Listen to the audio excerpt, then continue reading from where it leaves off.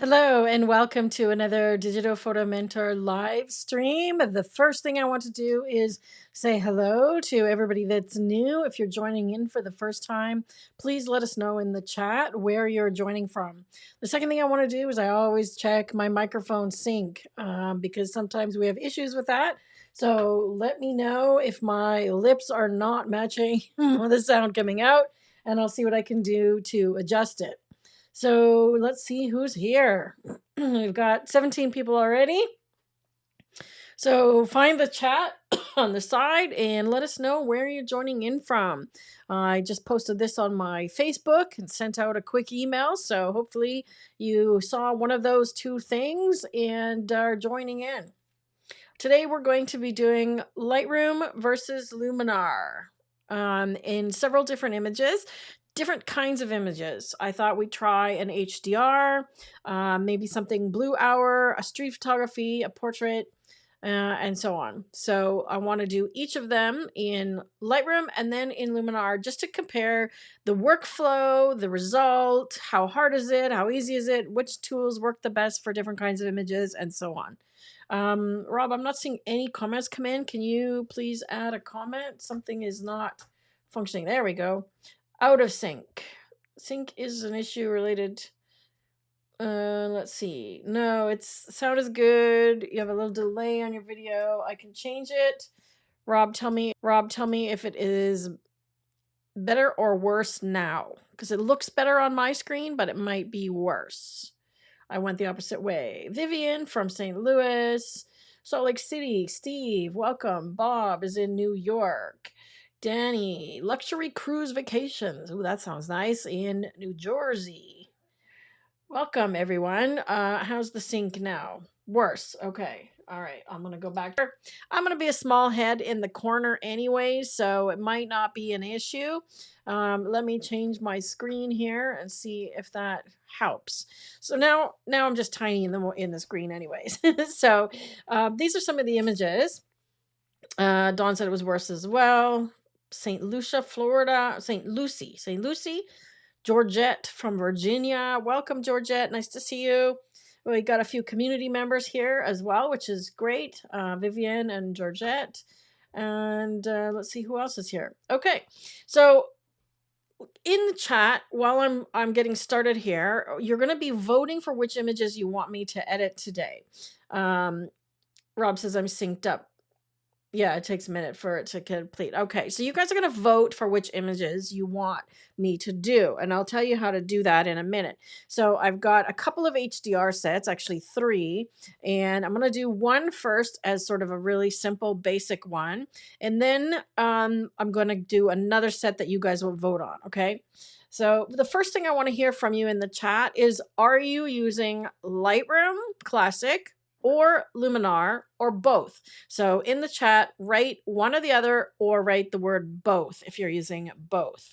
And then that will give me an indication of where you're all at and kind of lead the demonstration. So the first set that I'm going to do is this one of the bamboo forest that I took in Kyoto.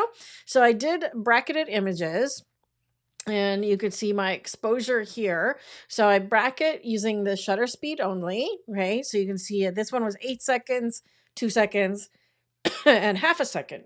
Okay, so I've got the bracketed images. These are the raw files, and I'm going to start by merging them as an HDR in Lightroom. Okay, so to do that, you just have to select all 3, right click, and then choose Photo Merge, HDR.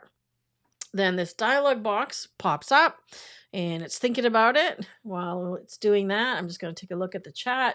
Okay, so we've got a both, a Luminar, a Lightroom, a both, Luminar, both, Luminar. Okay, so lots of boths and a little bit of each. Okay, that's great.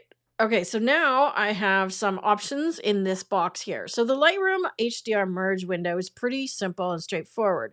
You have a couple of options. You can auto align. So if you haven't taken them on a tripod, that's a good idea in case they're not perfectly aligned. I do it anyways, even if they are on a tripod. You never know. I could have kicked it between shots or whatever. Auto settings is auto exposure, and it it does the settings for you as to what it thinks is a good view in the basic panel. Okay, I usually leave that off because I want to do that myself, but sometimes I'll turn it on just to see what it's going to do. And in this case, it's brightening up the shadows, so that's not a bad thing. Okay, deghosting, you have three choices. So what is ghosting? If you have something in your image that moved from one frame to the next, like if the trees were blowing or if there was a person that had walked through the frame, you can use this to get rid of things that are going to become a ghost when you merge them. Okay, and I don't see anything in this one that might be an issue because I tried to avoid people in the shot. We were actually there at like 5 a.m. to get there before all the people arrived. So that's the trick here is it's arrive super early. Yeah, see, it's not really doing anything. There's nothing there to deghost. So I'm going to leave that off. And I don't use a stack. I want it as a separate image. I don't want to stack them.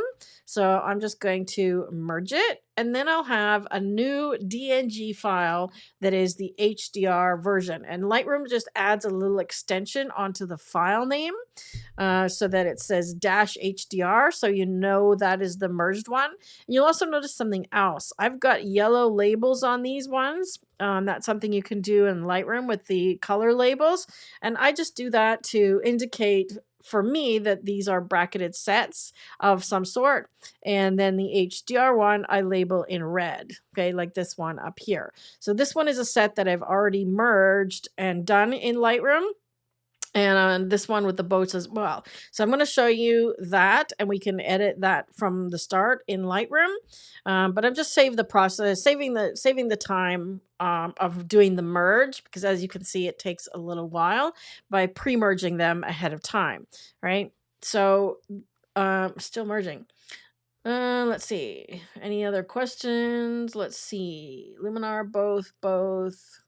Rainy in Alaska. Mostly both, but mostly Neo. Deb also both. All right, come on, Lightroom. It's really slowing down today. I don't know why it's so slow. It shouldn't be a difficult one. But while it's doing that, let me just show you this other set. Okay, so this is one that was also done super early in the morning. We were there at 5 a.m. This was taken at 6 a.m. before the temple really got busy with people, again, to try and avoid all the people. So you can see my exposures here. I shoot them 2 stops apart.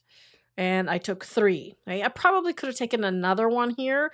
What I'm looking for when I'm shooting the HDR is that I don't want clipping on the shadows when I'm on the brightest image, and I don't want anything clipping on the highlight end on the darkest image. So this one has done a good job here. Sorry, I got a sniffly nose. And only thing clipping, I think, are these actual lights. Sorry, I'm gonna sneeze. Okay, so our HDR has now merged from the forest, the bamboo forest. I like to put it at the end, and I'm just in a quick collection, so I can move these around. I'm going to change the label to red using the keyboard shortcut. And now we can edit this merged HDR or new DNG image. Let me just get all my tools back here. Okay, so you can see that this one now says HDR in the file name, and it's a DNG. Okay, so it's a 16-bit image now. Actually, I think it might be a 32-bit image. And I did apply the auto settings. Now, one thing that I find that Lightroom does is it increases the saturation and the vibrance often. And I almost never do that. I want to control that myself. So I'm just going to take a quick look at what it is doing. So it's doing a good job here. I can check for clippings. So when you hold down the command option or alt key, you can see the clipping warnings. So I'm driving I'm driving the highlights down to get rid of some of the clipping in the sky, except for these little bright bits here, which is fine. I could bring the whites down a little bit to counter that. There we go. With the black, there's very little black clipping, so I want to actually add some black. But I'm going to do some clarity first, right? And then I'm going to use that Alt Option key again. So I'm holding it down while I click the slider, and it shows me the clipping warnings. So I like to have a little bit of black clipping, and that gives me that color, okay? So that's why I don't increase the saturation slider. All I do is increase the black, okay? So then there's this balance between increasing the blacks and then pushing the shadows back up. Okay. I'm going to add an edge vignette. And to do that, I use some presets that I have created myself. So when you click on a preset in Lightroom, all it does is apply certain things and adjust certain sliders. This one is adjusting the post crop vignette. Okay. So once I apply it, I can alter it if I want. The only drawback of the Lightroom, so again, I'm going to be doing pros and cons of Lightroom versus Luminar. And this is where one difference comes in, right? With the Lightroom one, you cannot reposition the vignette. It's always centered. With the Luminar one, you can. Okay, so if you want an off-centered vignette in Lightroom, you actually just have to do a radial mask and do it that way. Okay, so what I do is I turn the feather down to 0, or on this case, 0, and then adjust all of the other things like roundness and size, because I want to darken this path a little bit and the edges in the top. Okay. Then I turn the feather up really high. I'm usually over at least 75. Feather is how smooth the edge of the vignette is. Okay, if I dial it all the way down to 100, minus 100, you can see the edge of the vignette. You can draw the line.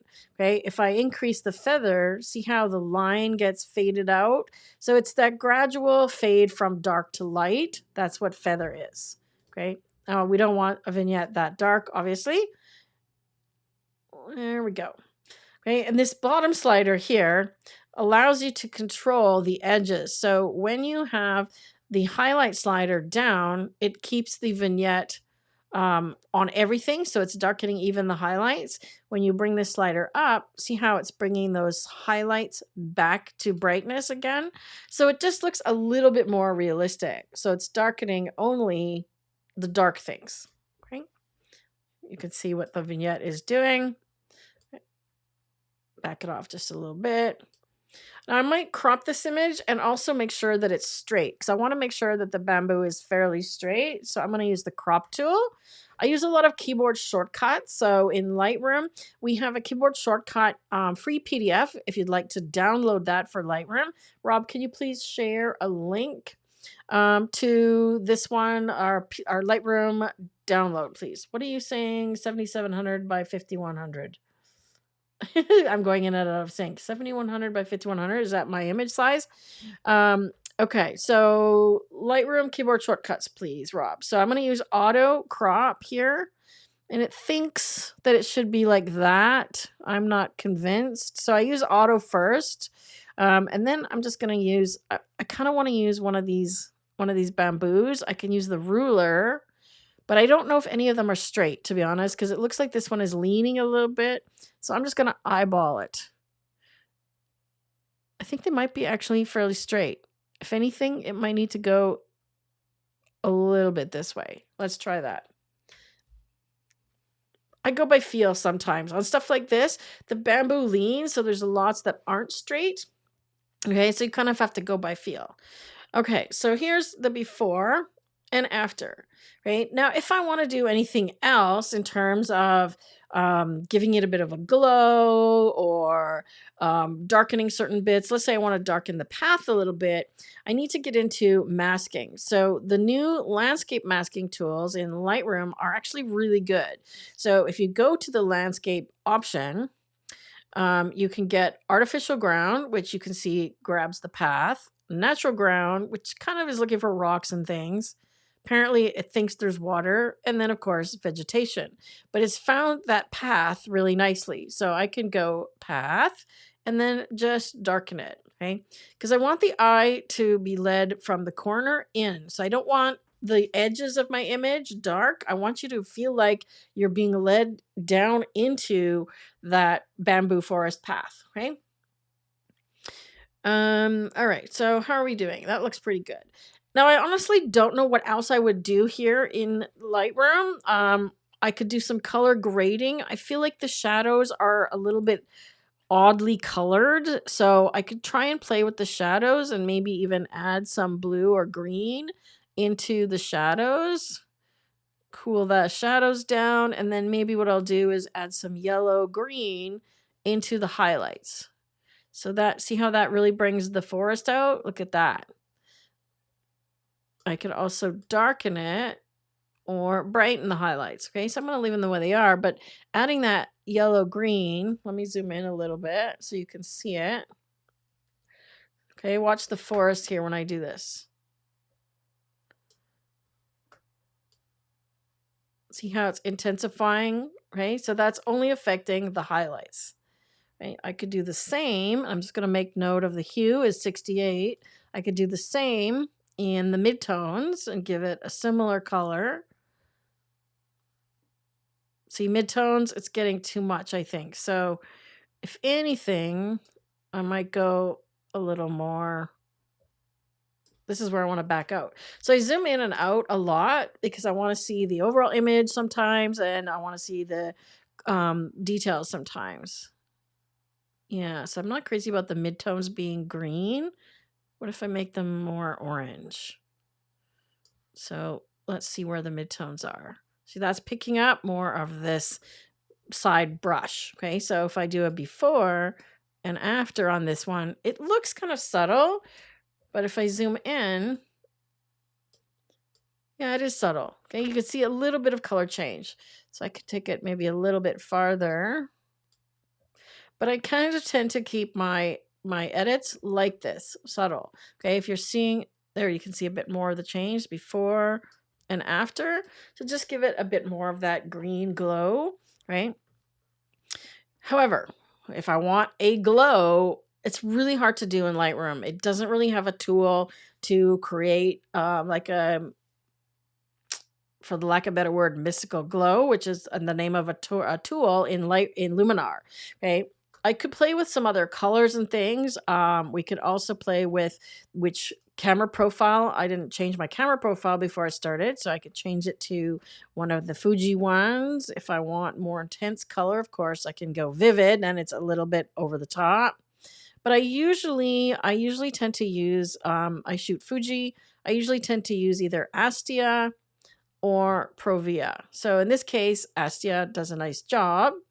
Or you can also go down into these other ones. Okay, so Lightroom comes with a number of these camera profiles built in. Right, so there's adaptive ones, which are the adaptive color in black and white. These only apply on a raw file, but you'll notice that even though this is an HDR merged image and it's a DNG, right, this adaptive color would work here. Okay, in this case, it's not doing such a great thing. I don't think I would like that, right? But it's there if I want to have it apply, okay? Or I can go into some of these others. Like if I want to try one of the artistic ones, and they're great because you can just hover over and it will give you a preview, right? So I don't really know what I want for this one. So maybe something greenish. I know there's one in vintage number 7, which is kind of a favorite of mine. I really like this look. It gives kind of a matte black and white look. It feels old, right? And you can dial this look up or down. So if you just want it a little bit softer, we can go maybe like 50 on this one instead, right? And it gives me kind of this faded out antique look, okay? Let me go back to 100%. This one's kind of interesting as well, right? And this one gives it a bit more punch. So I do like vintage number 1, right? Because it gives it back some punch. So we could go with that one. Or if I want to do something different, number 7.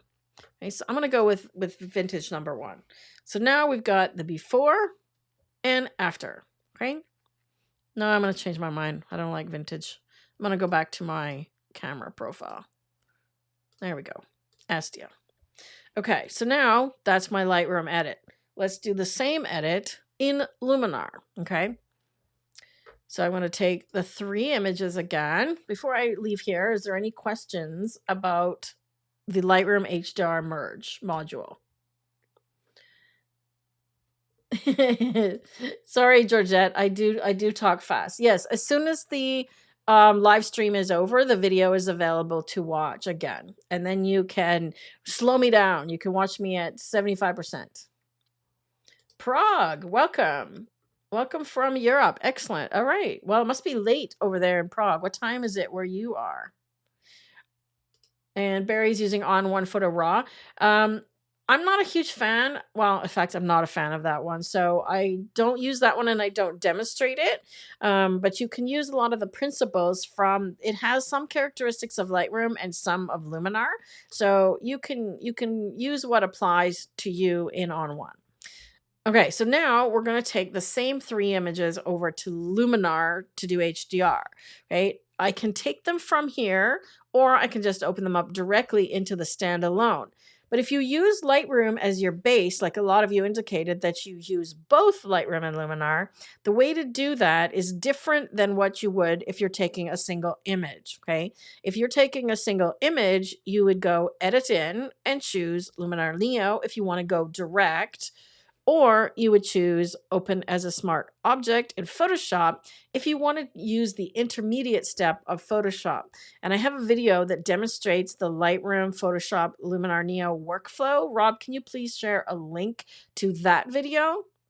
Okay, but that's not how you get there if you want to use the HDR module, because if we open that image that way, you don't get the catalog tools. Okay, so what you have to do instead is go down to export. Right now, anything that you see here, these are all Lightroom export presets that I've created. So you will probably not see this many unless you have a bunch of presets created for exporting. But what you're looking for, let me come back here, is this section here where it says Luminar Neo, right? And here, oh, for heaven's sake,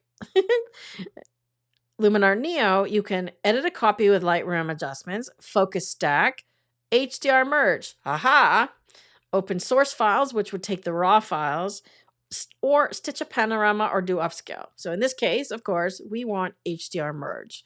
So the only tools that you cannot get to in Luminar from Lightroom when you go this way are the generative AI tools in Luminar. You have to open the image directly in Luminar to do that, okay?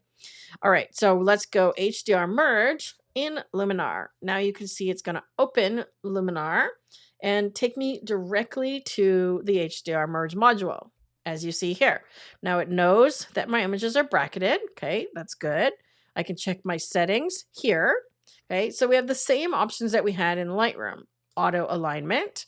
I also have the ability to do chromatic aberration reduction. And I'm going to leave distortion off because I don't think I want to leave any lens distortion from the wide. And we didn't see any ghosts before in Lightroom, but there's a difference here in Luminar. Notice when I choose ghost reduction, I can not only choose the amount like I did in Lightroom, but I can choose which image to use for it to pull from. Okay, whereas Lightroom doesn't give me that option. Okay, so there's one more option here than we had in Lightroom. And we didn't have these 2 options, okay? But these 2 options for chromatic aberration and distortion correction can still be done in Lightroom in Develop Raw after you merge, okay? In Luminar, you have to do them here, okay? So now I'm going to merge it. And the same thing's going to happen. We're going to get a merged file. I believe it's a TIFF that Luminar uses. And then we can edit it from there inside of Luminar. Any other questions about how many people do HDR? How many of you just, put your hand up in the chat or say so? How many of you do HDR, have tried HDR in the past, or you want to try it? Let me know where you're at with HDR. So we also have some articles on HDR, specifically when to HDR. Rob, if you could find that one. And we also have a full course on HDR the right way. So 2 more links for you to find. Still taking a long time. We have, what am I trying to say? 2 links for you, Rob. HDR course and HDR the right way, or when to HDR article. Outdoor fun in the Southwest. So would you take the pic without the ghost? In terms of ghost removal, generally, yes. If there's somebody that walked through the scene, that's an easy one. But often I will choose the darkest one or the middle one as opposed to the brightest one. Okay. Danny does HDR. Georgette rarely. There's your article, Georgette, coming in the chat. and the course is coming as well. This one is taking a while to merge. I wonder if I can close some things here. Let me just see if I can close some windows in my browser, if that will help my computer work a little faster. Oh, now you're seeing the community. That's okay. I'll just take a little sidebar here. One of the other things that we have available besides our courses is our DPM community. This is a unique community where you can come to talk about courses that you are in, such as the Luminar course or the Lightroom course, which is being updated right now. I have a new lesson for Lightroom that's coming soon. And you can do things like enter our photography challenge, participate in the photography discussions, and live events. Now, the live events are different than what you're on right now in that you get to see everybody. So we see face to face in a Zoom call. Okay, so our community is something that's a little bit different and a place where you can share your images. Oh my goodness, this is taking forever. Without the fear of being made fun of, which is often what happens in a lot of these groups. Okay, let me come back to this one while we're waiting for the HDR again. So I did the brackets on this one, and I already did the merge to HDR in Lightroom and did the edit. Okay, so if we want to look at the edit that I did on this one, like I did on the bamboo forest a minute ago, that's what came out of the HDR merge module. And that's what I was able to pull out of it. Okay. So there's so much detail when you do a merge as opposed to just trying to do the same edits on a single image. So let me just show you that real quickly. If I do a copy and I'm going to copy all of the settings, okay, and I try and paste it, let's just say on this middle exposure image, my computer is working really slowly. I'm going to do a paste now. So it's the same settings that I just pulled from the HDR merged image. Paste. Come on. There we go. Great. Let's see what happens. So it's going to pull up the highlights, pull down the highlights, pull up the shadows. And I did a bunch of masking on that one to bring out the statue that's in the shadow and bring down the detail in the sky. But let's see what happens when it's on a single image. So the benefit of HDR and doing the brackets is you get full detail in a high contrast scene from the brightest area to the darkest area. Okay. Now they look similar, right? Let me just do a full comparison though. So if we look at these side by side, let me change there we go. So the single image is on the left. It's just going to take a minute for it to sharpen up here. And the HDR version is on the right. They look very similar. Oh my goodness, why is my computer so slow today? It's like my hard drive has gone to sleep. Right? They look very similar, but when we zoom in, we should be able to see a difference, especially in this dark area underneath here, right? Oh my goodness, Lightroom is still doing that. I don't know what's going on here. I might have to open those directly into Luminar. Sorry about this. Oh, there we go. Okay, so now they look pretty similar, right? But let's zoom in here. Okay, do we see a difference? Give it a second to sharpen again. Usually where you'll see a difference is especially in these dark areas, okay? Yeah, it's not sharpening yet. You'll see a lot more noise, even though I took it at a low ISO, because when you push your shadows up, there you go. Can you see the noise now? Right? Big difference, because this one is pulling the shadow detail from the brightest exposure, and this one is pulling shadow detail from an image that's underexposed. You'll get a lot more grain in your shadows. Okay, and the same with your sky. You won't get as much detail, although this one is pretty good, I have to say. Right, but where you'll find it lacking is definitely in this area here in the shadows. Right. Yeah, see the big difference? You can see the grain here versus not here. Okay, so that's the big thing with HDR. Oh my goodness, it's still not merging. Maybe I should cancel out of this one.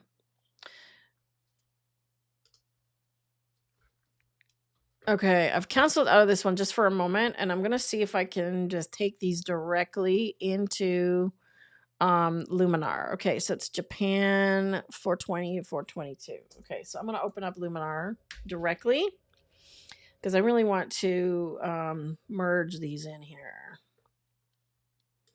Let's see what catalog I've got open here. Okay, this is my course catalog.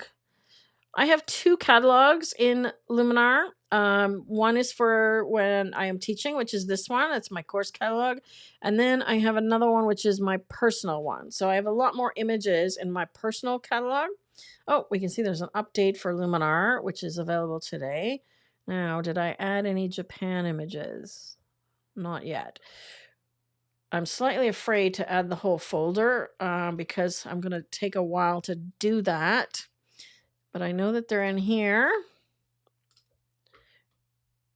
Oops, no, that's not the ones I want. I'm going to do a little trick here. Okay, I'm going to take these and I'm going to export them as my originals just so I can put them in another folder.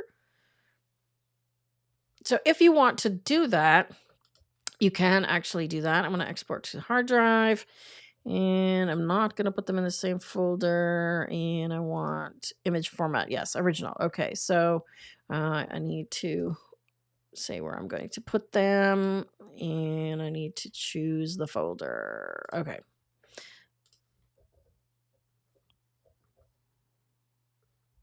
Okay, I am going to put them in exports.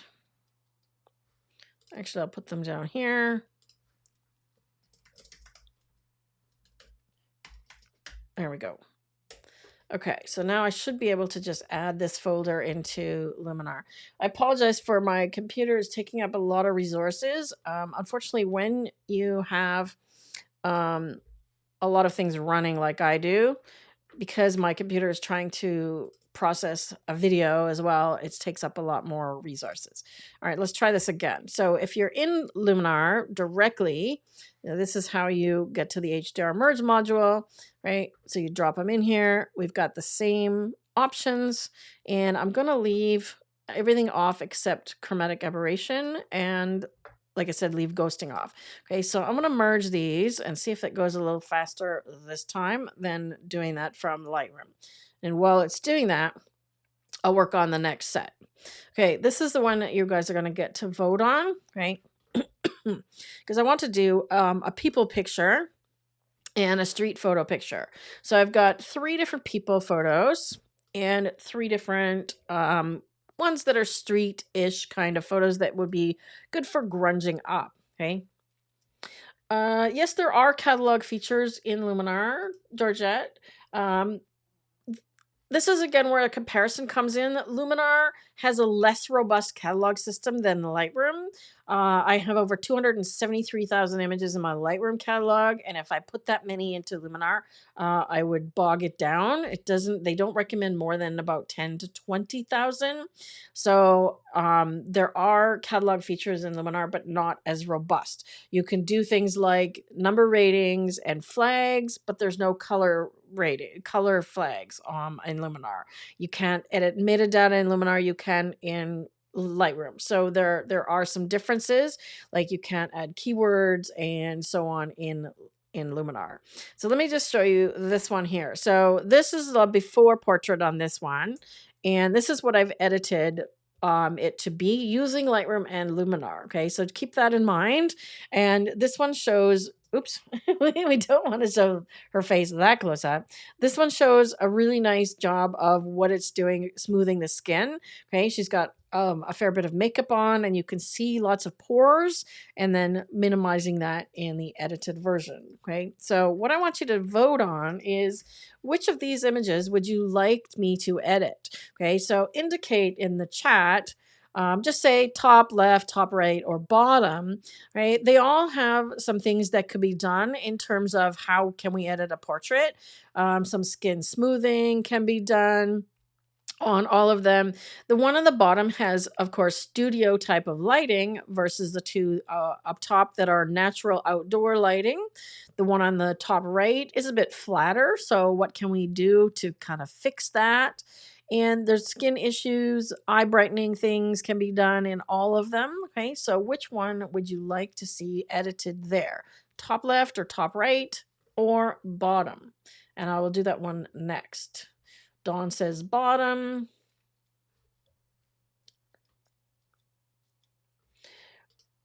Who wins the challenge for catalog? For me, definitely Lightroom. However, Lightroom differs in another way as well, is that you have to add images to Lightroom or it cannot see them. Okay. If you move a file or a folder outside of Lightroom, Lightroom loses track of them. So then you get missing images. Luminar kind of keeps more track. Like if you move an image from one folder to another, but Luminar knows about the other folder, it picks up the image. Okay. So it's kind of scanning the folders on the go. If you rename something on the hard drive, Lightroom loses it, Luminar doesn't. So again, Luminar's not a true database in that sense of the word, in that it's kind of actively scanning your folders, whereas Lightroom is not. Lightroom is easier to make a big mess that way. Okay, so I have had lots of tutoring students where I have to help them fix the Lightroom mess. Okay, so we got bottom, top left, bottom, top left. Rob, can you do kind of a count of the votes there and let me know which one is the winner?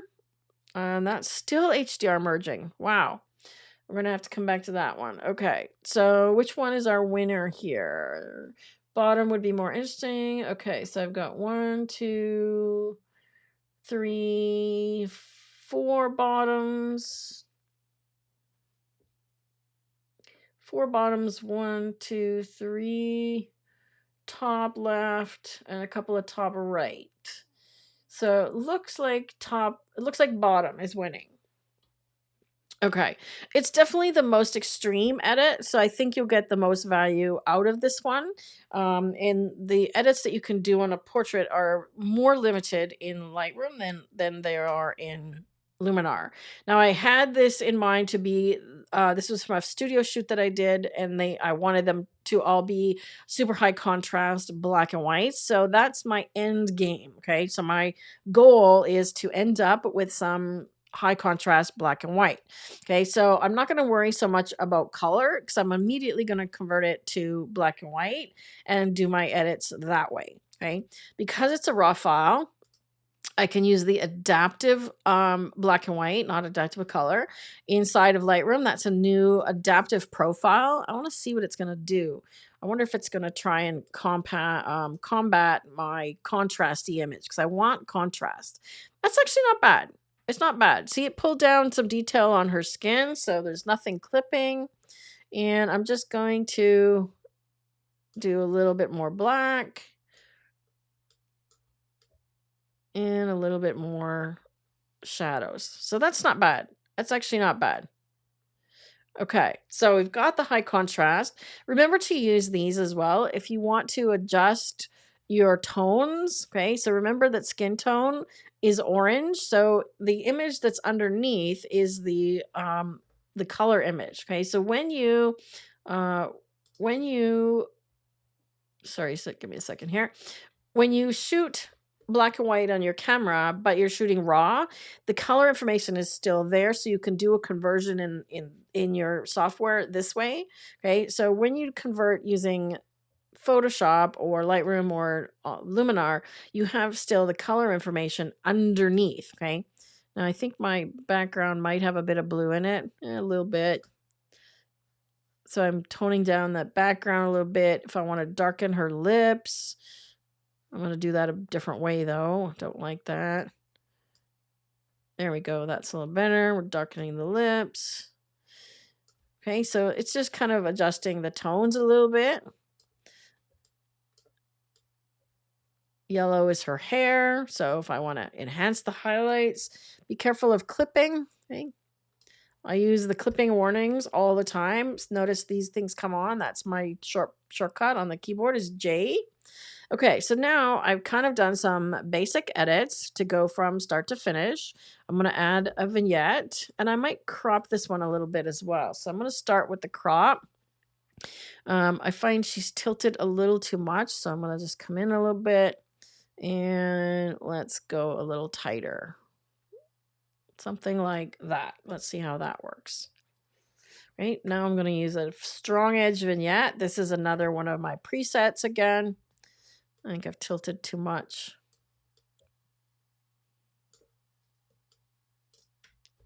There we go. Just give her a little bit of cleavage. There we go. Maybe I want her head tipping the other way, actually.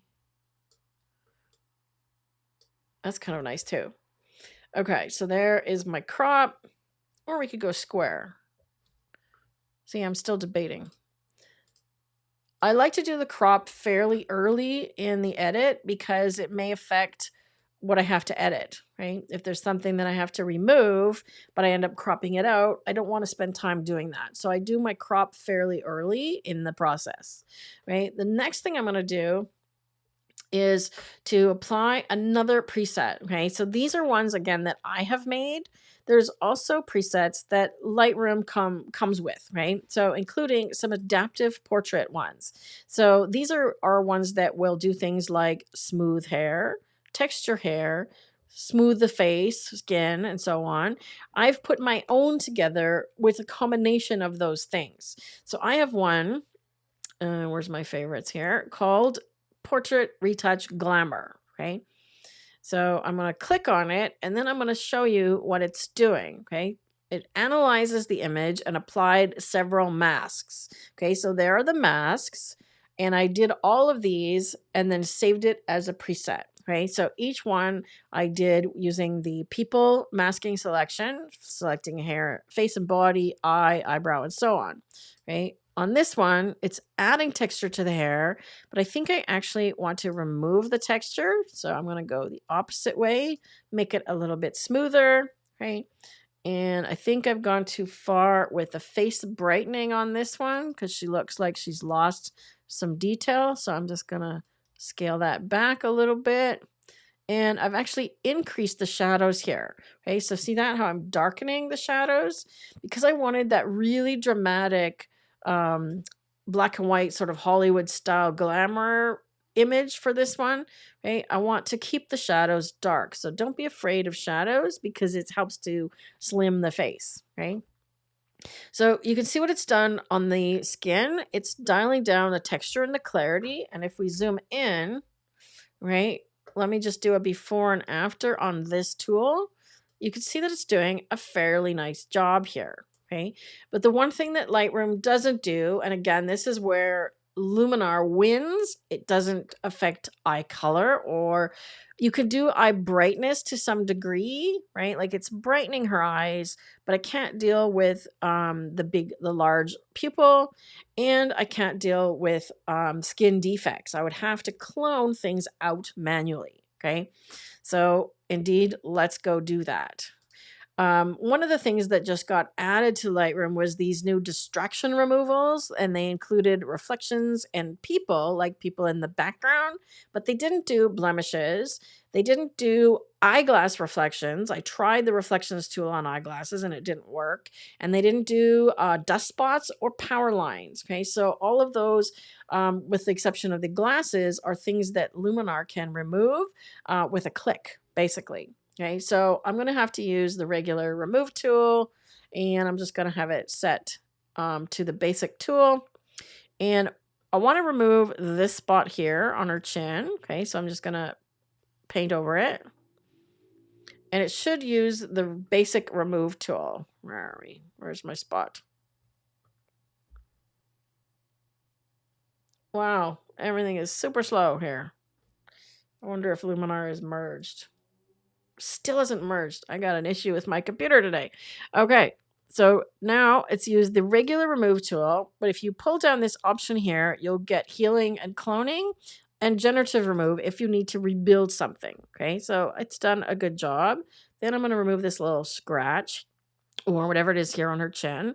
Again, this is taking way too long. Okay, and my rule of thumb for editing on on people is that if it's a permanent fixture of their face, like she's got 2 moles, one on her cheek and one on her chin under her lip, those I would not remove. I may soften them, but I would not remove them. Okay.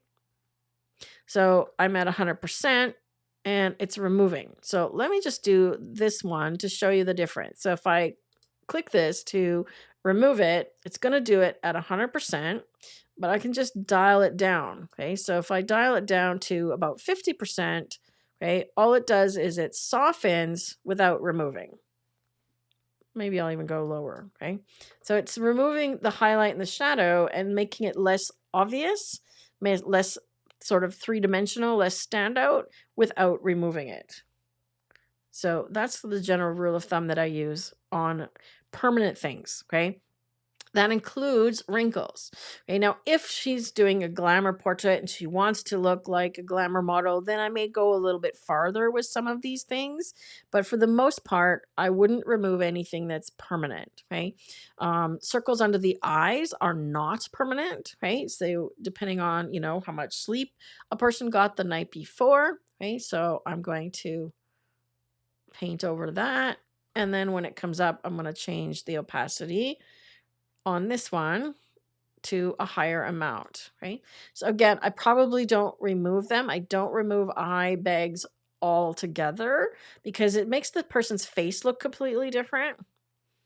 And if you get a weird clone like this, you can just refresh the tool. See, it's got something weird happening there. So I'm just going to refresh it and see if I get a better option.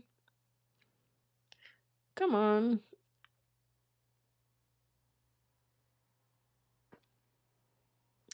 It's really slow today. Come on, Lightroom. Okay, so see how it's not giving me what I want? So in that case, I might do that's better.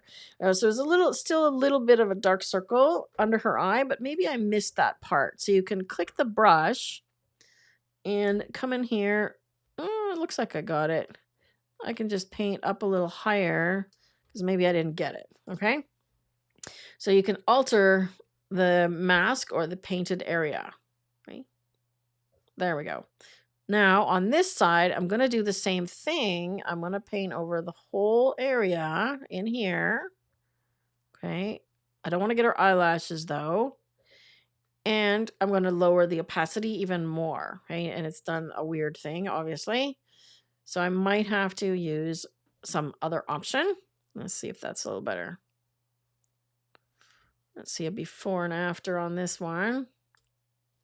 So I want to, again, lighten. See that? I'm lightening the circles without removing. Okay. See this one? If I bring it up a little bit more, it's going to take it away a bit more. I often will use healing or cloning as an option instead of the, selected remove. And I'll usually put it just below the area that I'm using. I don't want to get that mole in there, and I don't want to get her. I might use her forehead. So I just want a smooth skin area. Okay.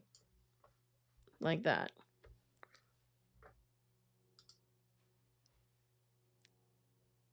That's better. Okay. And I'll do the same again with these areas here. All of this stuff in Lightroom with this remote removal or erase tool is also kind of clunky. So if you have the Adobe package, it's way easier to just take this to Lightroom or from Lightroom to Photoshop and do your remove there. Right? So see how I'm softening that without removing it. Right?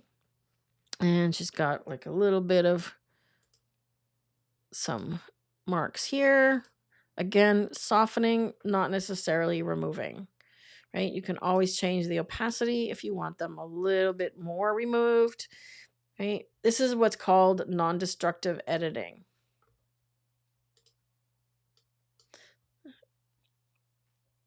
Okay, let's see a before and after on the remove tool. There's the before and after. There's the after. Okay, so that looks pretty good. Her chin is still a little on the bumpy side. and I might do a little bit more work in there, but for the essence of time, I'm going to close this tool. And now there's a new tool in Lightroom, which is finally like here because it's really helpful. This auto update, or this update on adaptive or AI tools. Okay. So it used to be that you'd have to open your mask and do update all masks. Now you can just do it right from this little updater tool, which is great. Okay. So Lightroom has to reanalyze everything. Okay. So that's about my edit that I would do in Lightroom. Okay. So it's not bad, right? But I haven't done much on down here. If I want to deal with some of these spots again, I have to clone them and remove them. There is a lens blur tool in Lightroom if I want to blur the background more. It's already blurred because of the large aperture that I use. But if I want to blur it even more, I can. What I want to attempt here is to see if it will affect the hair. Okay. Because I know in Luminar, I can do her hair really nicely with the portrait bokeh tool, and it will blur or get rid of the hairs that are sticking out and catching attention. Okay. So it kind of cleans up those stray hairs a little bit. And I want to see if Lightroom does the same thing. Okay. So I'm just going to keep the blur in tight. I'm not a huge fan of Lightroom's lens blur tool, to be honest. Okay, so that's not bad. Let's see what it's doing here. It is picking up some of the hairs on the edge. You see that right here? Watch what happens when it applies. It is picking them up, okay? And you control how much is blurred or which parts of the image are blurred based on this focus range here, right? So it's kind of like portrait bokeh, but you can use it on any kind of image. Whereas in the Lightroom one, and the Luminar one, you can only use it on portraits, right? You can also paint it in if it's missed a few areas. So I can even refine it closer to her. So I can refine the area that it's choosing to blur based on this focus range, or I can select it here, or I can paint it in if I think it's missed any. Like, it's still not getting some of the hair there, but we're doing a lot of waiting for this one.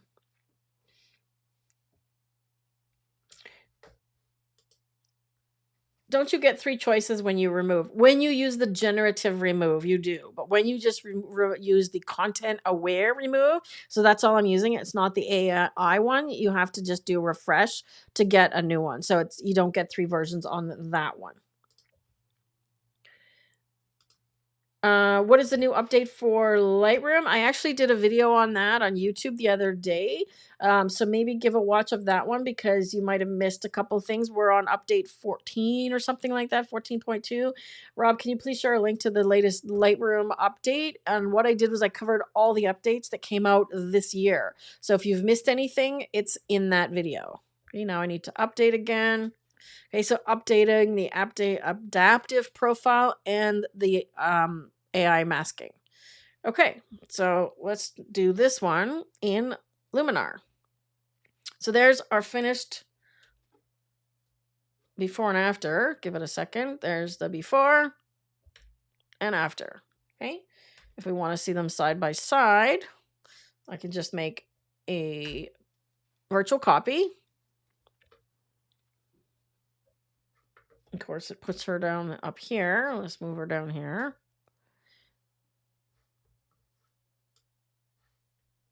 And what I'm going to do is I'm just going to copy the cropping on this one, and I don't want to copy anything else. Wow, my computer is slow. I should have rebooted, Rob. Come on, computer. Come on. Oh my goodness, something is running in the background. Let me see if I can get something to close. No, all of those things I need. Come on, Lightroom. Let's just see if I can do a copy. Okay. I just want to copy the crop and apply it to this virtual copy that I just made. I'm going to reset all the images, reset the crop, There we go. Okay, so I just want to see a before and after here. Oh my goodness, it's slow.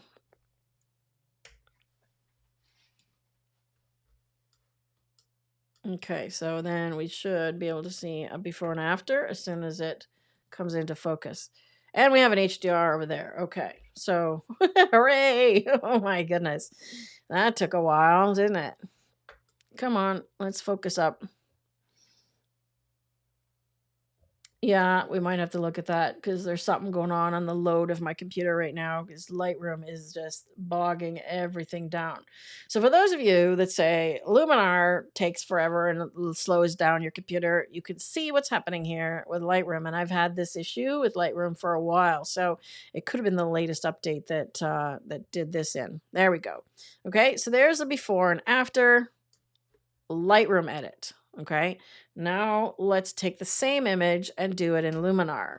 And I'm going to take this one and I'm just going to take it in with the crop applied. So in order to do that, I'm just going to go directly to Luminar because I'm not going to use the Photoshop intermediary just for, again, the essence of speed. So I'm going to go into edit in Luminar, which will give me the cropped version, but there's no other edits applied. Okay, so the only thing that I've done on that one is the crop. Okay, here we go. Cross your fingers that it opens up and it doesn't take 4 hours. Yes, I have both Lightroom and Neo running, so that's part of the issue, but I've done that lots before. Okay, we got an image. Here we go. Okay, so the biggest things that I do in my image in Luminar are the portrait tools. Okay, so I know that I want to convert to black and white like we did the other one. I brightened the skin a little bit. Now there's no orange slider in here. Okay, so I can't brighten just her skin, right? So that's a drawback. So in the black and white tool and the conversion tool in Luminar, there's no orange slider where there is in Lightroom. So there's a small difference as well, right? You can mask the black and white tool in Luminar. You can't mask it in Lightroom. So if you wanted a partial black and white, you can do that in Luminar by masking it. I'll just show you, for example, right? Like if I say, okay, I want her lips in color, right? I mean, that's ridiculous, but you get the idea.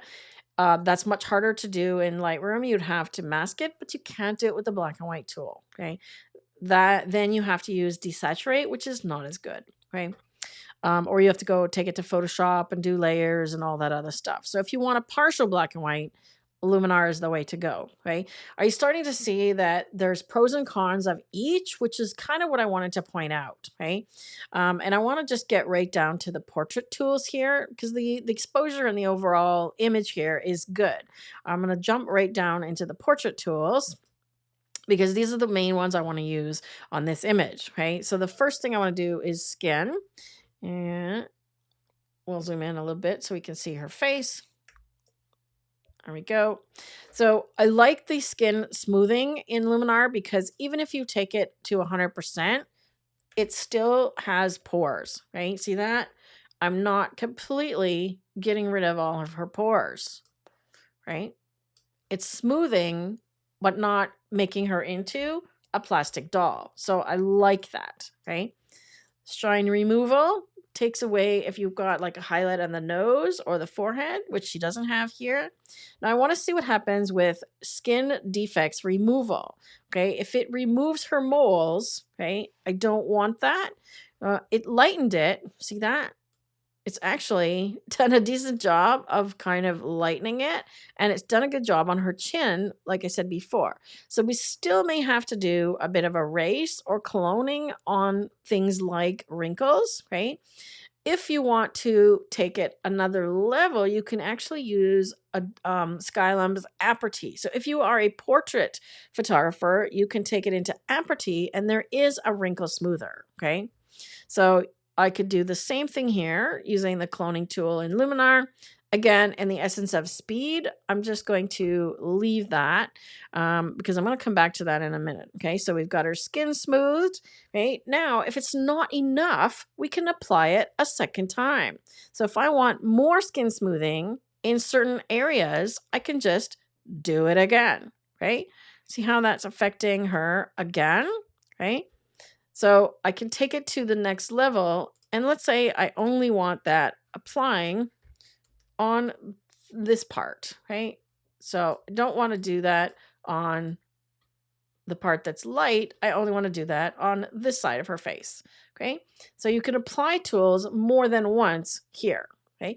I could do that in Lightroom as well. I could do a second mask and blur the skin even more. Okay. Another drawback here is that it doesn't affect body skin. If you are a portrait photographer, again, if you want to do body skin, Skylum's Aperty does have a slider for body skin smoothing. Okay. Now let's go to face. Okay. So here we can brighten the face if she's too dark, which I'm not going to do because this part of her face is good. We can slim her face, which Lightroom doesn't have as an option. And sometimes you want to do this. I rarely do this on most people, but sometimes if the face is really round, if they're looking straight on to the camera, I may do it a tiny little bit, but I keep this one minimal. If you want to do slim face with Adobe, you have to take it to Photoshop. Okay, so this is a comparison of Lightroom to Luminar. Luminar has more tools for sculpting the face. Okay. This is where the eye thing comes in really cool. Okay.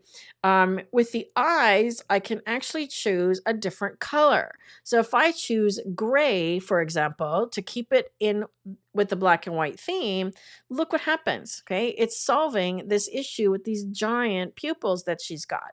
Because it was very dark in the room when I shot this image. Okay. Her pupils got really large. So if I want to counter that, this solves the pupil issue. See that? I can whiten her eyes, which I did in Lightroom a little bit. I can also enlarge her eyes. So somebody who is either squinty or if they have a lazy eye, you can actually apply this tool and just mask it to one eye to open that eye. Again, you can't do that with Luminar or with Lightroom. There's also a dark circle remover in Luminar. Let's see how that does on her eyes. An eyebrow enhancer, which we did in Lightroom using the masks, right? And lip darkening, okay? I can whiten her teeth, darken the lips, which I could have done with the red slider as well. Now, I don't want to do saturation of the lips. Saturation is fine, but I don't want to do redness because then I get that, okay? Let's see the before and after on this one. The before, after. I think her eyes are going a little too far with the gray, so I'm just going to bring the visibility down a bit. There we go. And I'm not going to enlarge quite so much. That looks good. Okay, there's also a body slimming, which we don't see a lot of her body here. Okay, but if you use the body slimmer in Luminar, it works on sort of the shoulders and it squishes the whole thing in. Again, you'd have to go to Photoshop and use the liquify tool if you want to do this kind of thing with Adobe products. Okay, so if you do portrait editing and you don't want to use Photoshop because it's complicated, I highly recommend checking out Luminar because of the portrait tools. I use Luminar on pretty much every portrait that I do, every close-up, right? Now, if I want to smooth her body skin a little bit, that's no problem. I can use the creative tools and the blur. So I can use either a Gaussian blur or a glow, right? So if I use a glow, for example, there's a soft focus glow, which gives us that really sort of Hollywood glamour look again, right? So I can't do this kind of thing in Lightroom. So again, comparison. This is the kind of tool that I love to have and I love to apply on my portraits because especially when I'm going for this old world Hollywood glamour, you get this sort of glowy feeling and look. I can't do that in Lightroom. I'd have to go to Photoshop. I just turned the clipping warnings on here. I'm also using keyboard shortcuts in Luminar. Okay, so if you want to get our Luminar keyboard shortcuts, Rob will put a link in the chat. That's a free download for you as well. Okay. Let's see. All right, so glow, my favorite and my go-to is the Orton effect. I love Orton effect and how what it does on the skin. It does an amazing job. Okay.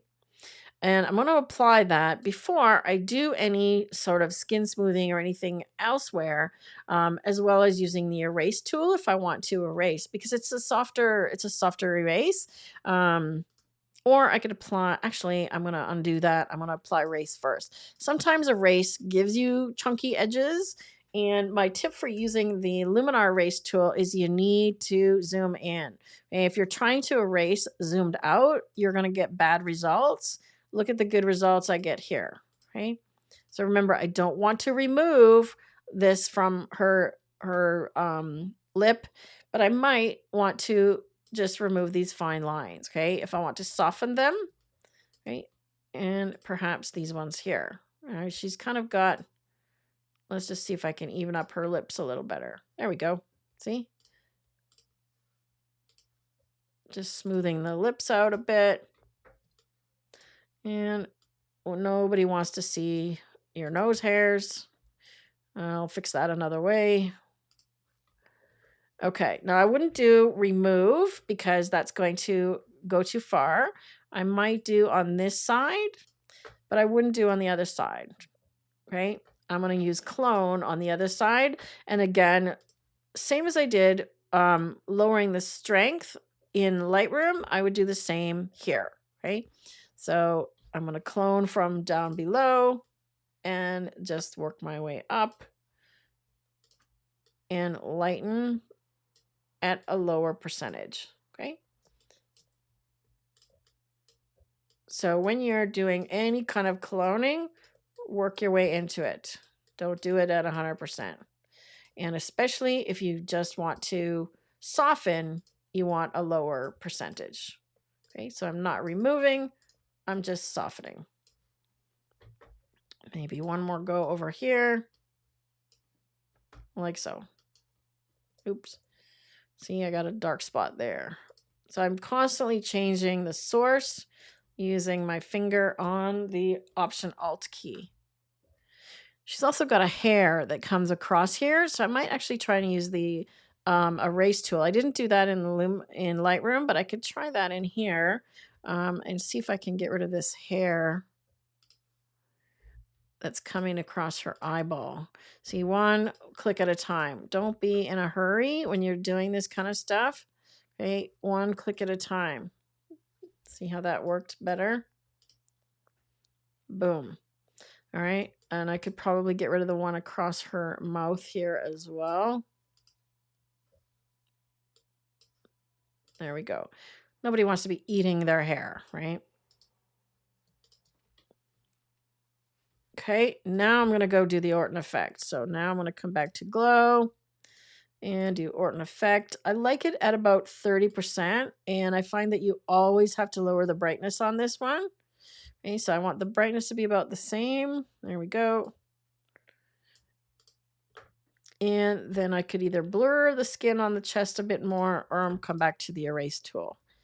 Okay, so remember, always zoom in when you're erasing, and you can do more than one spot at a time, right? Lightroom, you got to do one at a time.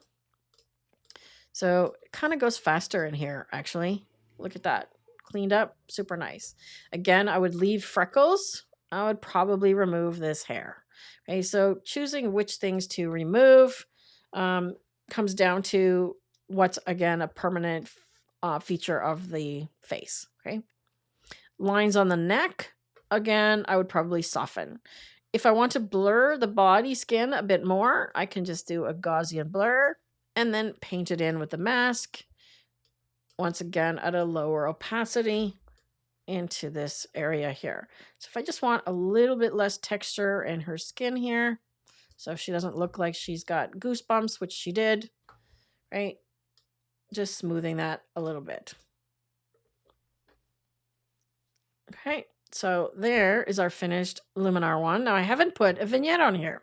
So let's do the vignette. And remember how I said you can change the position in Luminar, right? And thank heavens they've given us the post crop tool now, right? So I'm going to bring that in a little bit. And I want to put it off center so that it's getting more of her arm. Okay, so I want to darken this part of her arm. There we go. Maybe a little bit over. There we go. Right. Bring the feather back up just like I did in Lightroom. And now I'm darkening the edges and her arm. Right. Lastly, let's go to the portrait bokeh and see what we can do about the hair on the edges here. So like I did in Lightroom where I blurred the hair using the lens blur tool, let's see what Luminar does. Okay. I'm going to bring the depth closer, which brings it more, the blur closer to her, right? And it takes a minute. So it is getting those hairs, but I can also paint them in, right? So it's similar to what I did in Lightroom. I can paint them in with the defocus brush, right? Usually what I do on this one is I go to 50% strength. I can also do an edge correction. I'll paint around the edge so that my brush is half on the hair and the fade goes out into the background. And I paint like this around the edge of what I want sharp. And then in this case, I'm going to do the same around the parts that I want to blur. So just getting these ones that are sticking out. So I'm kind of getting half and half here. I want to get a little bit of those sticking out. Okay, so we're getting close. Edge correction. I can never remember which way. One takes the edge. Yeah, so that brought it in closer to her head. And this way will show more of the background. So I'm going to go this way. So we get less of those hairs on the outside. And then I can just go one more time with the blur and just get these ones that are sticking out. See that? So it's really doing a nice job and I have a lot more control of it. I could paint it in Lightroom as well, right? Which I didn't do. But it's doing a nice job of cleaning up these edges. Let's back out. See the image. See before and after. Nice smooth hair. That looks a little bit more realistic, I think.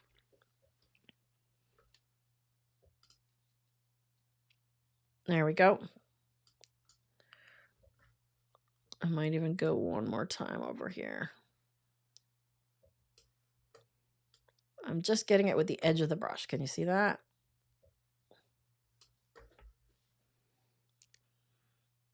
There we go. Okay. The other thing that Luminar does not have that Lightroom had was the hair selection to add texture to the hair. But we can do that quite easily. If I want to add or remove texture from hair, we can use the details tool, okay? And then just paint it in. So if I want more detail, we can just crank them up to the plus side and then paint it into the hair, right? And I would probably just paint it in with a brush just in the areas that I want a little bit more detail right there and maybe in the curls here, right? When I zoom in, can you see the difference? Just sharpening the little bits of the hair. Okay. Now I've lightened her eye a little bit, so I'm actually going to come in here and deal with the pupil because her pupil is not as dark as I would like it. So I'm going to show you a little trick here, right? So I'm literally looking at this pupil only, right? And I'm going to go into mask, get a brush with a fairly hard edge, and then I'm just going to size it. And it needs to be a little smaller than that. Size it to match the pupil, and then one click. Right? So see how that just gives me a nice black pupil, like so.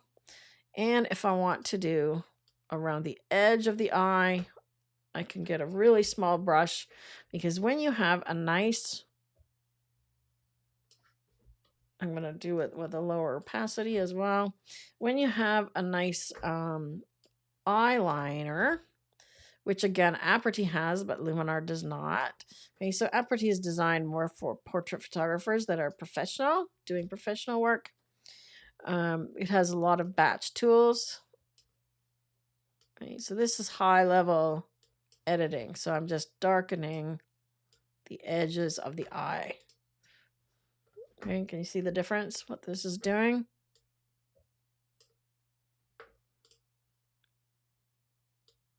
See her eyes before and after? Just sparking them up. So now I'm going to save this and bring it back into Lightroom. Hopefully that doesn't take forever. Oh, you did a poll. 43% are using Lightroom, 30% are using Luminar, and 19% is other. Did you give them an option for both, Rob? Did you say both? As their primary tool. Primary. Okay, gotcha.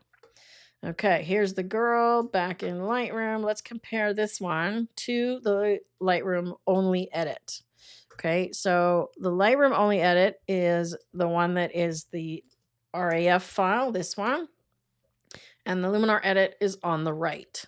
Okay, so when we zoom out, they look fairly similar, right? They look fairly similar. I did a bit more work on her skin here in the Luminar one. But look at the difference in the hair. Okay, the hair is much cleaner in the Luminar one. The edges here, okay, the hair is much cleaner. The background is more blurred as well, right? So the background blur works a little bit nicer. I think her skin is a lot smoother and nicer in this one, right, than this one. And of course, it has the Orton effect on the one on the right, which Lightroom doesn't have. Okay, so the whole thing about sharp cameras and sharp lenses is that when you're photographing people, it's not flattering to have everything super sharp, including pores in your skin. Okay, so I used to use, when I was shooting like Hasselblad and film, I used to use a filter on the lens, a Softar filter, to soften things, right? If you've ever watched movies or shows where you see the woman or it's a romantic scene and it looks kind of hazy or blurry or soft, it's a filter on the lens, right? So for me, Luminar is definitely winning this edit because of the portrait tools, because of the blemish removal, because of the background softening is better in my opinion. And then being able to do like the Orton effect or the overall softening to finish it up, for me, is the big winner, right? So for me, Luminar wins that battle, right? If we want to go back to Luminar, we finally have our HDR merged image. So we could take a look at this one. Only 7 people are getting value from today's poll. Well, I hope that is not the case. I apologize for the technical issues earlier, but we are rolling right along now, right? So now we've got our HDR. So let me know if you agree with my edits to the portrait and if Luminar won that edit.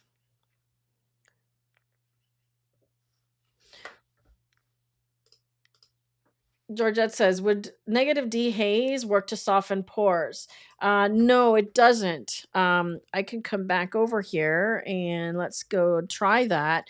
All dehaze literally does is it changes the contrast. It's kind of like adding black, right? So if I add dehaze, it increases the contrast. If I lower dehaze, it lowers the contrast. So it just kind of makes everything mushy, but it doesn't really affect softness, or it shouldn't. Take it a minute. Okay, so it's more of a contrast thing because what it's looking for is areas that are like faded out, and to get rid of the dehaze. Yeah, see, there's a difference. Okay, no dehaze. Okay, that's going to go too far. All it does is lowers the contrast, so it's not changing the sharpness at all. Okay. Does that help answer that question, Georgia?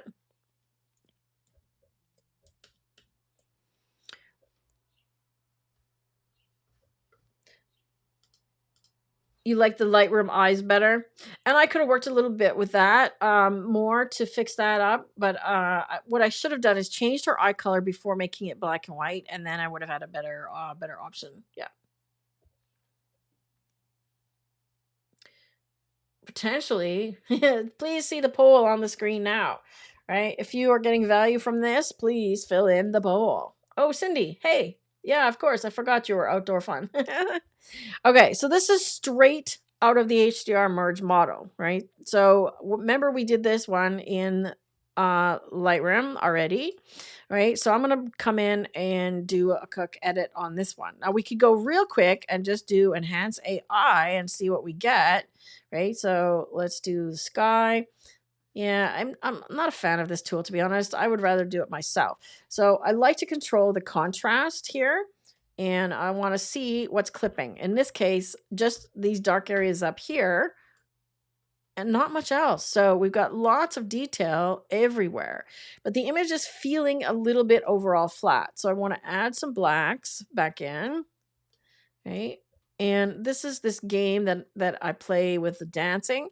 I might also mask it to this area and this area, like what I did in Lightroom. Okay, so I don't want to go too far. So I'm lightening. I think I need to do it on this part only. So I'm gonna go. Okay, let's go lighter, and let's brighten the shadows. And we're gonna apply this one just to this side, like so. Okay, so I'm just looking to affect this side of the image to brighten those shadows. That looks good. Okay, then I'm going to do a second develop. Right, that's another nice thing about Luminar. I'm going to do a second develop for this side of the image. Okay, so I want to give a bit more contrast over there. And we're going to mask it. I'm doing a really quick mask into this area. I would do a much better selection. See, I missed this part of the sky. I'm going to add in the sky as well. So I'm going to add sky using a mask AI. So AI is artificial intelligence, right? Come on, sky. There we go. So it's added that in for me, right? So that's the cool thing about using the mask AI. All right, so it looks for certain elements. And if I want to mask any other areas a little darker, I can just paint it in. Okay, so if I want to darken this corner a little bit, there we go. So I'm getting this whole area.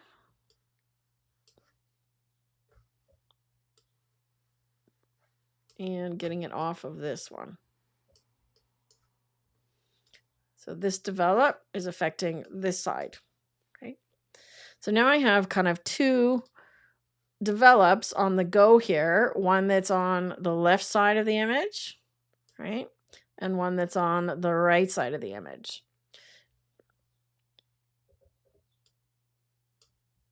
Let's make this a little bit, I really want those highlights. See those shadows? There's lots of detail there because we merged it in an HDR, right?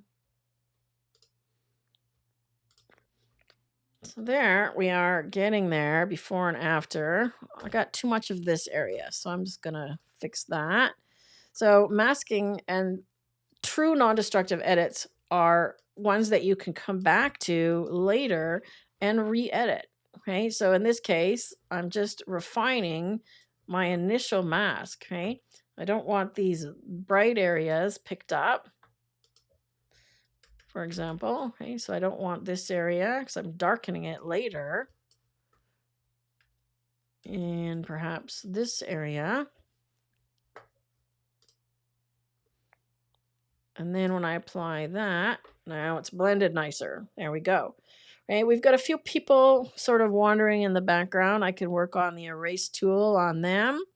Let's try enhance now. Okay, I'm not a huge fan of the sky enhancer. I find that it just makes the sky too over the top blue. So what I'll do instead is use the color tool and come in here to do HSL and using luminance, which is brightness, just affect the blues and the sky. Okay, I'm trying to get this area here, and it's really not sort of picking it up as well as I'd hoped. So I'm just going to do a radial gradient in here. See if I can get that blue a little bit darker. There we go. That's better. Just trying to even that sky out a little bit. Maybe this corner up here as well.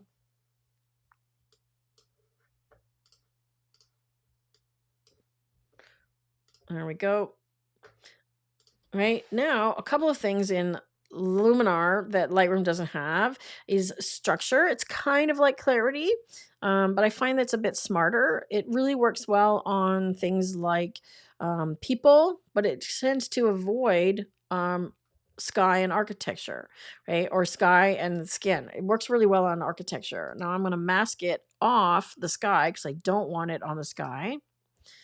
And I don't necessarily want it on the ground. Yeah. So then I'm going to reverse it. Okay. So what I'm affecting is just the architecture bits. Okay. So see what a great job that's doing. Okay. And it's brightening up and bringing out this dragon that's on the top here. Okay. That's fantastic. If I want to use this mask again, I can copy it. Right. I can also try enhance and do accent AI and paste in that same mask. That's also doing a nice job there. Okay. And I need a vignette. So I put a vignette on pretty much every image that I do.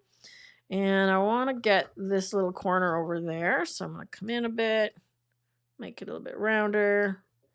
And it's okay, centered in this case. And just make it a little bit softer.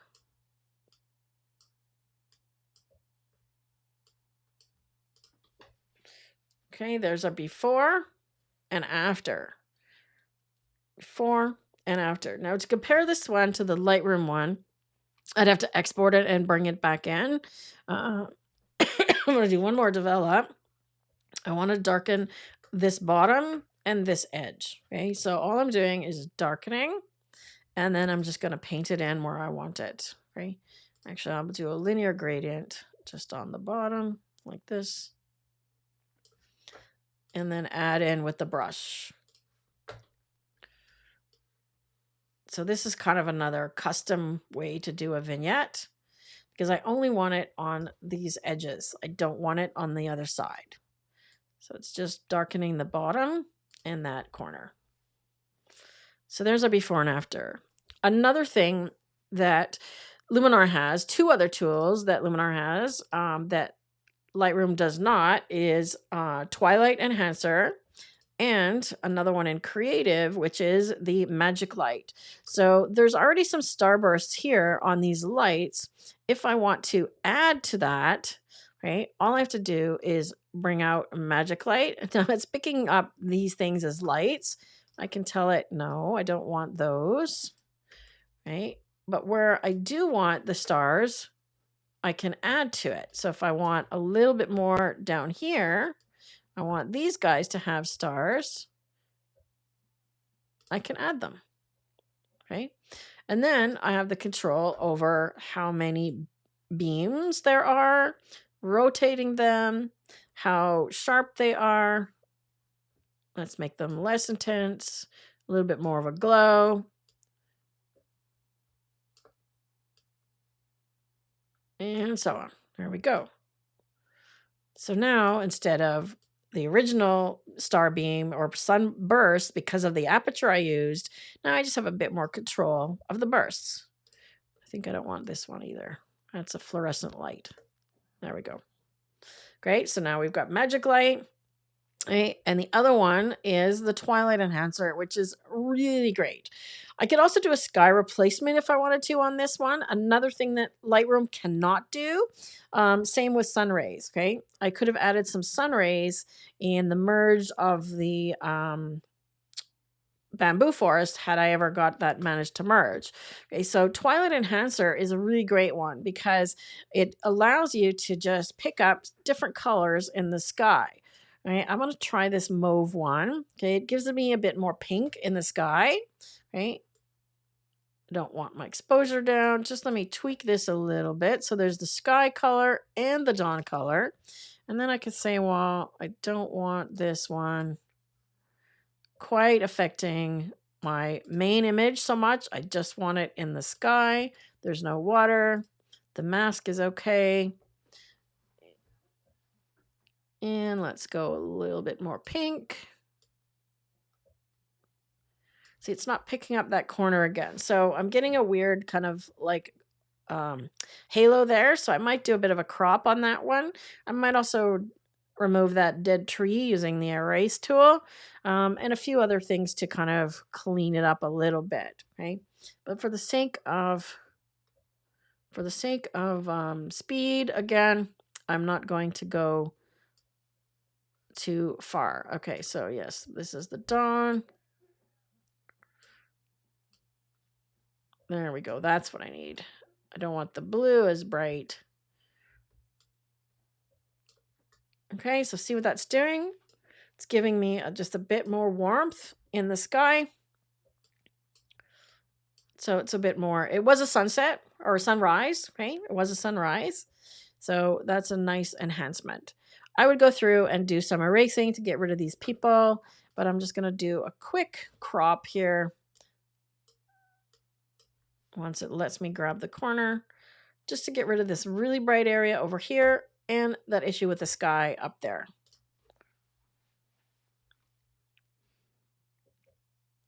Give it a second. There we go. All right, so there is the finished image in Luminar. And I would probably do a little bit more, like I said, to clean up, remove some of these people. I might leave the ghost here. And this is actually my friend Daniel over there. So Daniel, I'm going to erase you. Let's see if we can remove him just using the regular erase tool. Okay, it's gotten really good, as opposed to having to go to the gen erase. Same thing in Lightroom. So this is like the content aware remove tool in Lightroom versus the Gen AI that you'd have to go to the catalog for. Oh, I just noticed somebody has a juice box up there. Let's get rid of the juice box. So you got to look for little things like that. See, it's not the best job. I think I'm just going to undo. And what I would do is do a little bit of time instead, because I tried to remove all of him, but I think it would do a good job on this juice box here. Yeah, there we go. See, like this one here, I'm just going to go little bit at a time, remove the guy's head first, and then the body, like so. And then there's his foot down here. Foot. So that actually worked quite nicely. See that? And then I would do the same with Daniel. Is it Daniel or is that Evan? He's got no head. Oh no! Let's take his feet. Let's take his feet and his legs next.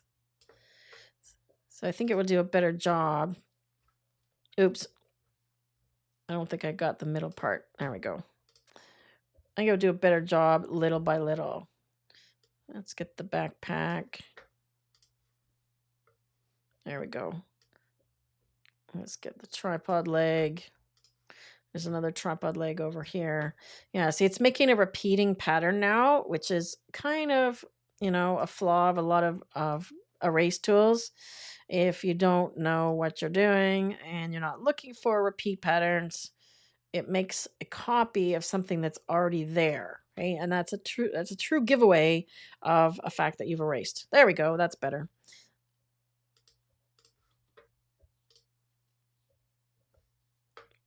It's not perfect, but it's definitely better.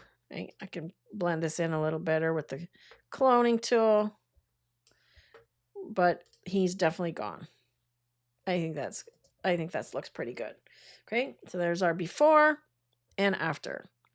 Okay, so take a good look at this one, and I'm going to call up the other one in Lightroom so that we can compare it.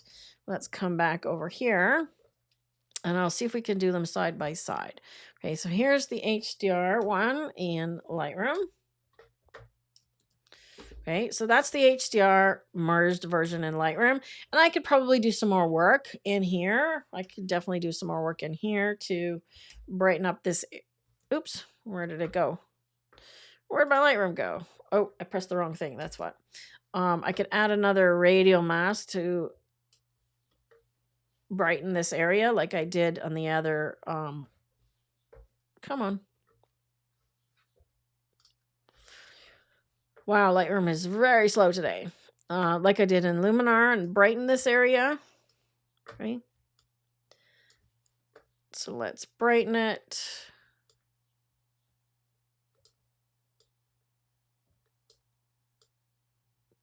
I can give it some more clarity, which is like the structure I did in the other one.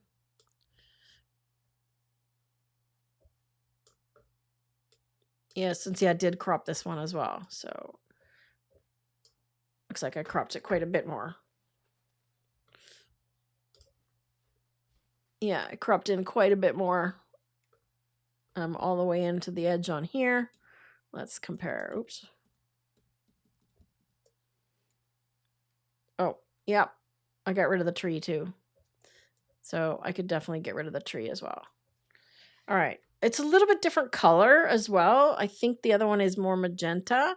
And I can't really change the sky color. I could here if I do sky select, but I can't get that gradation of pink to blue.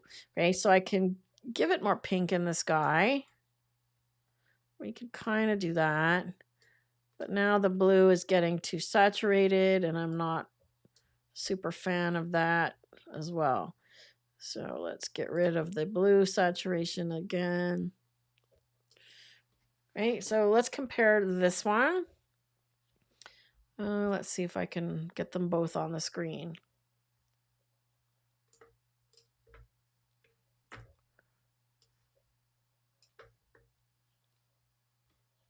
Let's see. Okay, there we go.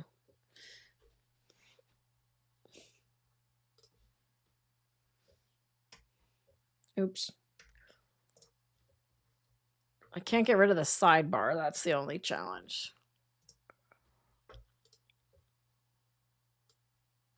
There we go. How's that?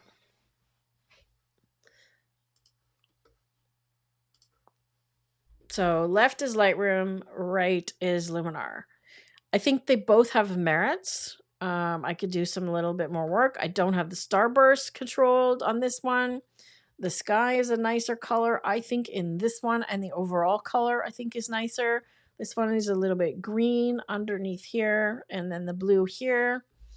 So they're pretty close. There's more detail on the dragon under here. I'd have to do a bit more work. That one was easier to get the detail out than this one. I'd have to do a bit more masking and work on this roof area than what I did here when I just applied structure and it punched that up. So overall, I think these are pretty equal. Different methods of getting to the end result. I do think that Luminar is easier to use though. What do you guys think? Cindy likes the Luminar edits better. Me too. I mean, it's marginal, right? But I think it's just overall a tiny bit better. And again, also it's about like how long does it take you to get there, right? If it takes me longer to get the same result in Lightroom than it does in Luminar, then I'm going to like the Luminar one better, right? Okay, let me go back here. Was there any questions? Okay. Okay, Georgette also asked about negative texture on the brush on the skin mask. There already is negative texture, but I find that when you do negative texture and negative clarity in Lightroom, you end up just with mush. It doesn't do as nice a job as the skin smoother in Luminar. It's like there's a cap in the thing in Luminar where it doesn't go too far, versus in Lightroom, I can take it too far and make her skin look really plasticky. Okay, so if I come back here. Let's see, where's our Lightroom one? Okay, so if we come in here and see the edits on the masks, I don't know why she's squished, but she's squished. Okay, when we look at this, see there's already -50 texture.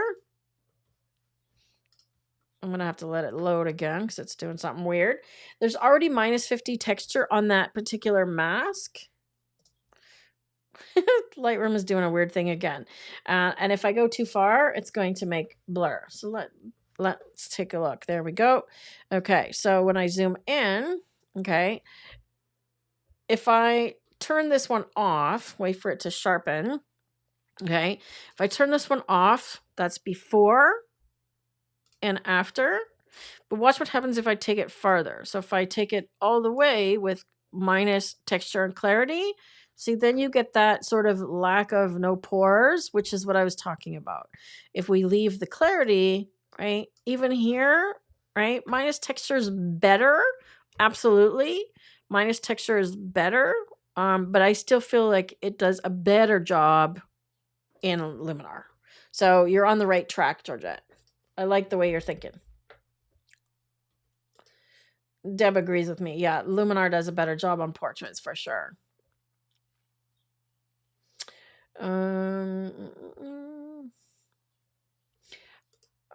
Anton says, how did you make it show like that?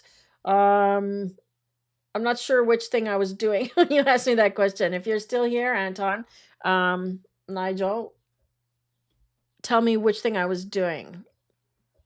Yes, there is a ghost in that one. The Japan tour was just past March. I went to Japan with 9 lovely people. We have another one coming up probably next year. So if you'd like to go to Japan with us, that is an option. We're still building the itinerary, but we're going to be going for fall colors this time.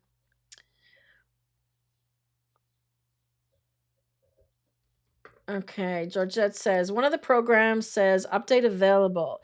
That struggle may be slowing down your system. How much memory do you have? Oh, I've got lots of memory, Georgette. The issue is that I'm broadcasting, and when I'm doing a live, I'm live streaming and I'm broadcasting and I'm recording all at the same time while I'm doing that. So if I look at my resources, it's mostly being used by my camera and my microphone and the streaming software. Did I edit the top of the statue? In which one, Cindy? In the Lightroom one or the Luminar one? And I'm still waiting to see if Anton wants to tell me how I got, what thing was I showing.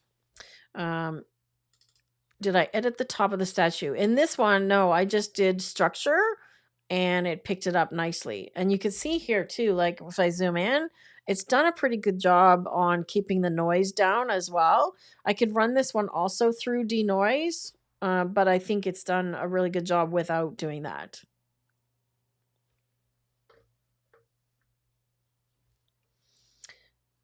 Yeah, it's a CPU issue, Georgette. Like if I look at my, these are all my programs. Like if I look at my resources here, and it tells me, you know, what I'm running and what's my CPU load. See, Ecamm is taking up the most usage. That's my video streaming software. So that's the one that is taking all the bandwidth, shall we say. So that's the issue. I'm going to close Luminar because my computer is getting quite warm and we're at 1 hour and 45 minutes. I don't know if I have time to do one more. Let's just take a look at my things here. I wanted to do a grunge one and I wanted to show you, I'll show you this one. I'll show you a couple of examples that I already did in Lightroom. So I did this one as an HDR. I bracketed as well, also from our Japan tour. And I bracketed because I wanted to get detail in the boat and in the sky. And when I merged them, that's what I got, which I'm very happy with. And then I also did another version where I changed the color of it a little bit. And I went with one of these, a different camera profile on this one. On here, I used the camera profile Astia, the Fuji one, and I went with a blue tone. And on the other one, I went with a bit more warmer tone.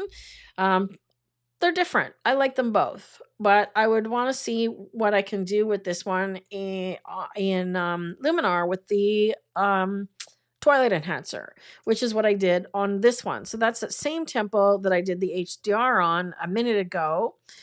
This one, I didn't do HDR. This is the Lightroom edit. Okay, so I've darkened the sky. I'm still not completely happy with this edit. I find that the colors may be a bit odd. I'm not crazy about the color. And then I did a Luminar edit and I changed the sky. So I used the Twilight Enhancer to get the pink and the blue in the sky. And I changed the sky to put a little bit of clouds in there. And for me, Luminar won that one because I could punch up the structure and the details and the architecture really easily. And I like what happened in the sky. I like this sky much better. It just gave it something as opposed to the I also straightened it, apparently. This one, to me, the sky was boring. It was kind of just at the end of blue hour and the light was coming up. And I liked the edit better in Luminar because I edited this one first in Luminar, actually. This is the tower in Tokyo, and I have just done edits in... oh, there's no edits on this one. I've got the wrong one. I did the edits on this one already. Let me just go find it. Because I did some edits on this one in Lightroom. There it is. I kept the wrong one. Okay, there's my edited one. Right, so I just straightened the verticals a little bit and enhanced the sky. So see, I straightened it. Another thing that Lightroom doesn't have is automatic dust spot removal, which Luminar does. So that's really handy. But if I wanted to add those starbursts, I could do that in Luminar and really punch up that color that's in the sky even more with the Twilight Enhancer. And likewise on this one, I could do the starbursts on the lights and add it to these lights as well if I wanted to, and even a little starburst off here, right? Because this one is unedited. So I really like some of the tools in Luminar that are adding little extra things like the starburst, like the Twilight Enhancer, like Mystical for landscape, Orton effect, or soft glow for portraits. So I take a lot of things into Luminar to finish them. So for those of you that are using both Lightroom and Luminar, I do like my basic edits, consider develop or develop raw in Lightroom, and then I do all my enhancements in Luminar, right? And I've really come to the point where I take almost every image to Luminar for some finishing. I also did a session recently on doing street photos and doing a grunge edit. Rob, if you want to share that one, I think that was a couple of weeks ago, maybe last month. I did a bunch of street edits with a grunge look, and Luminar is better at that for me as well, right? Let's see, another question. When you could see if the image was bright enough on the roof. Okay, I'm not sure what you mean though. Like when I looked at it, oh, do you mean the clipping warnings, Anton? The clipping warnings is just the J key. Yep, J key. So if you want, that's the same for Lightroom and Luminar. So if I'm in the develop module in Luminar, it's the same thing. So see how it's clipping there, right? That's clipping, okay? So the same thing happens in Luminar, J key. I hope that's the one you were looking for. I don't think so, Rob. I'm not going to do one more. Which one do you want to see, the before and after the boats, or which one? The one that I just did? You've been using both Lightroom and Luminar. Fall back to Luminar.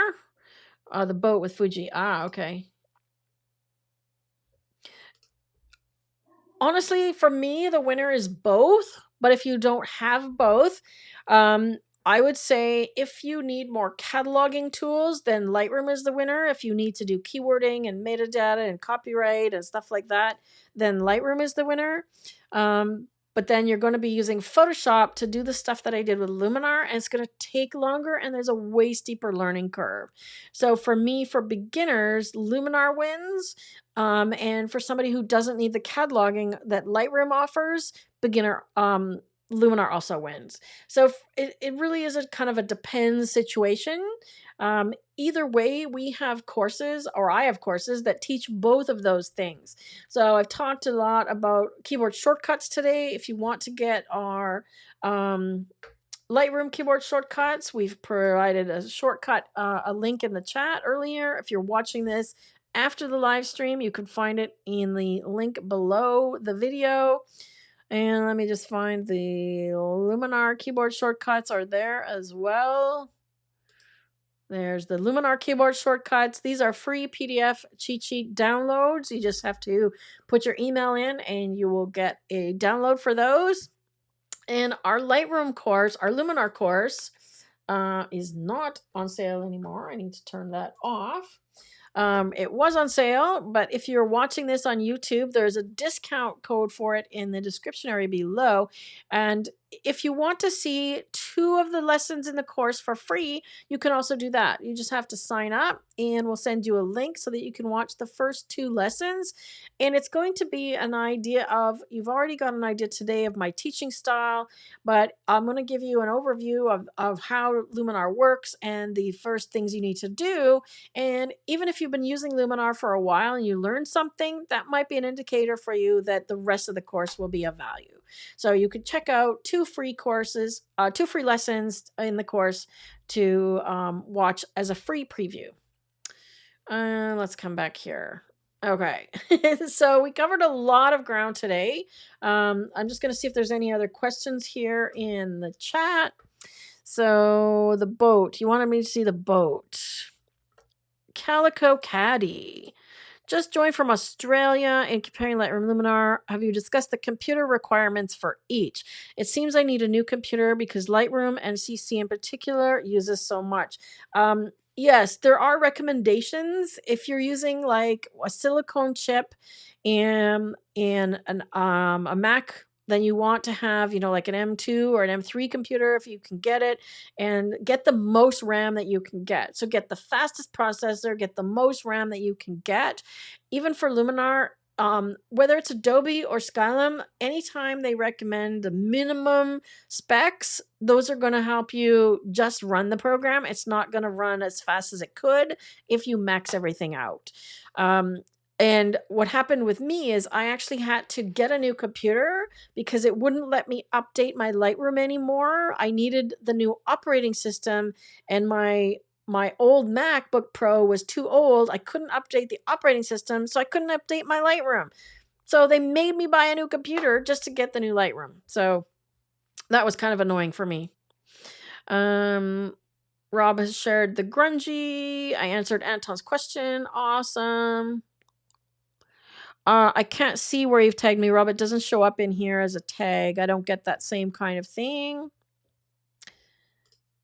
Luminar has some impressive features. Thanks for another informative tutorial. You're most welcome.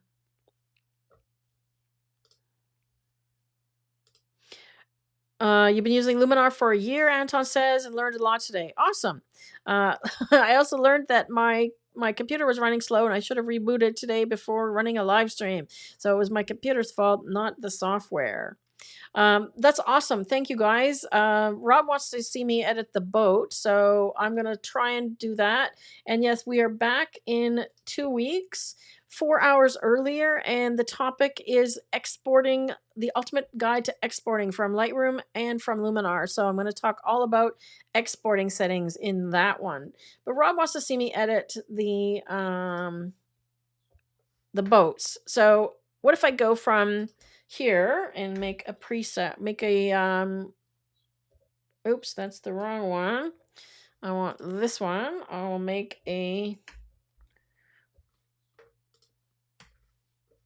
I will make a virtual copy, and I'm just going to remove the Lightroom edits. So this is a DNG that came out of Lightroom. So it just merged it as part of Lightroom. Okay, so I'm just going to do like a really, really basic edit, and then I'm going to take this to Luminar. Okay, so there's a good file. You want to see me do this in Luminar, I'm going to do this in Luminar. So let's just go real quick. direct to Luminar because I want to use that. I do want to use that Twilight Enhancer and see what it will give me here, because Lightroom gives me the whole tint of the whole image. I can apply a LUT in Lightroom as well. If I want to do a LUT, I have to add it as a custom camera profile, or I have to go to Photoshop. So again, another thing that Luminar does really well is apply a LUT. Thanks, Owen. Thanks for joining in. I'm just going to do this one real quick for Rob. So I'm going to do some, let's try enhance AI. And I see there's some dust spots too. Ooh, Sky Enhancer does a nice job on this one. Looks like I need to crop it a little bit up there. Actually, this one for once does a nice job. So I'm just going to do that. Then I'm going to do some structure, and I want it just on the boats. Okay, so it actually does a nice job. So see how it's flying everywhere, but I want the mountain to be a little softer. Okay, so I don't want as much structure back there. So I think what I'm going to do is just erase it at 50% from this area in the background. So I want it sort of to be like foggy and hazy like it is, right? Like so. That looks good. So the boats are picking up some nice structure and texture. That looks good. Okay, let's do Twilight Enhancer. I could also add fog with this one. Okay, so that's another tool that Lightroom doesn't have, is if I want to add a bit more fog to enhance what's already there, I can do that. Let's just see. I don't want it so light. And then I could just paint it in where I want it, right? Layered fog is just the bottom down. It's not going high enough. Not going high enough. I want it in that middle section. So let's try mist.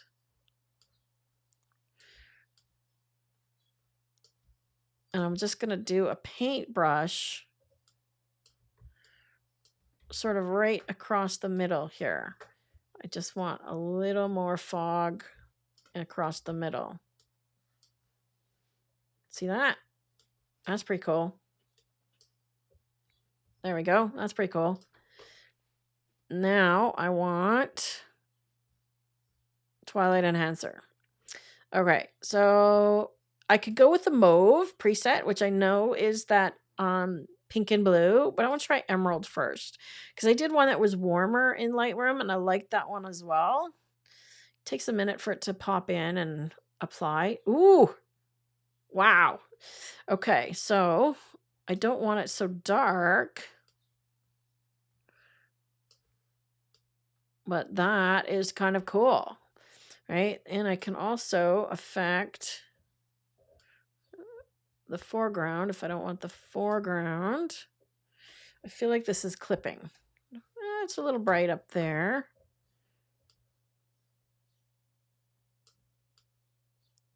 Make the orange a little bit smaller. But this is kind of cool. This is kind of cool. Let me do the positioning. Horizon position. I'm going to put it right at the fog. There we go. Get it out of that area. Then this is not so bright. That's better. Now we have a water reflection. Let's get like that. Okay, now we're cooking with gas, as my dad used to say.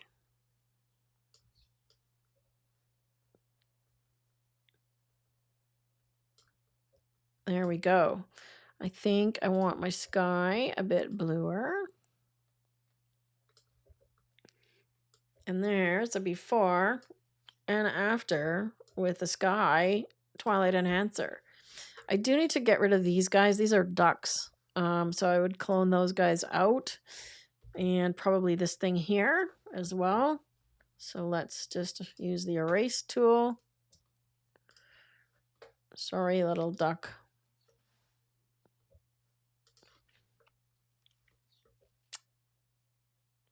And I'm going to erase the other one.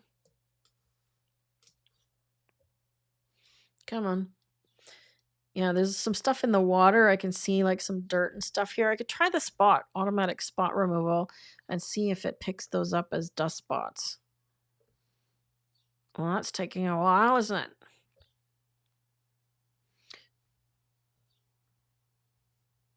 Okay, there we go. And our duck.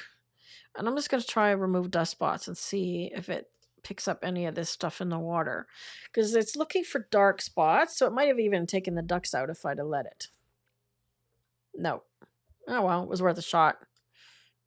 I'm going to try and get rid of this little thing on the edge here. It just bugs me. I like smooth edges. There we go. Okay, and a vignette. I want to darken the sky a bit more. So, my usual. Okay. Like so.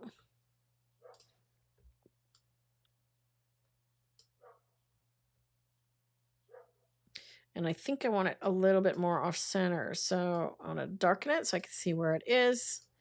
And I want, oops, that's a little bit too off center. This side darkened a bit more. So let's try something like that.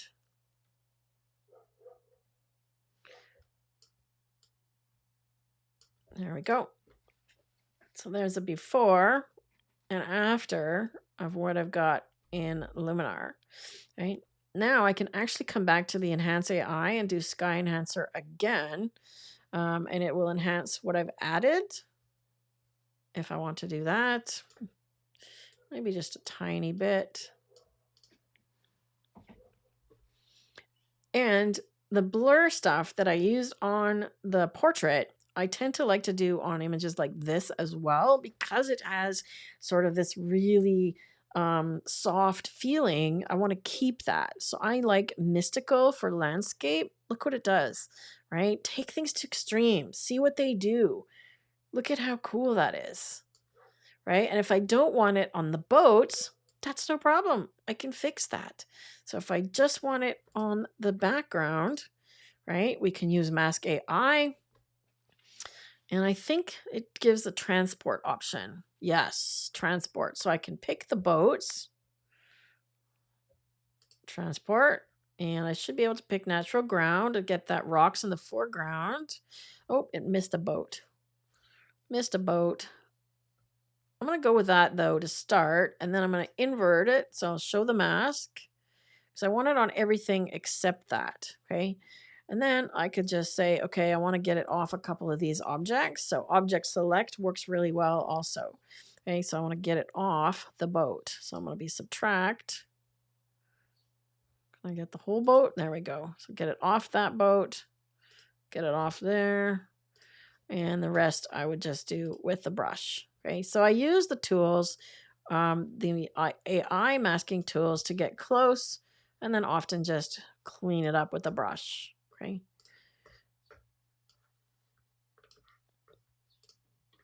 So then the softening is only on the water and the background. Okay. Or I could do, okay, let's say I could do a linear gradient. Let's say I just want to add a little bit of softness into the foreground like this. There we go. Let's do one more linear gradient. So every time you do a linear gradient, it adds to your mask. See that? So I'm just sort of softening the edges. Oh, I like that better. Yeah, I like that a lot. See that? Nice. Keep the shadows up. This gives you more contrast, smoothness down. This gives you more sort of soft blur. I like the contrast. There we go. Okay, now it does need to be cropped, but I don't know if I want to crop it here or I'll do that back in Lightroom, because there seems to be a little bit missing up top there. Right, so, and I see a spot that I missed over here. There's another little duck or something over here. Get rid of that guy.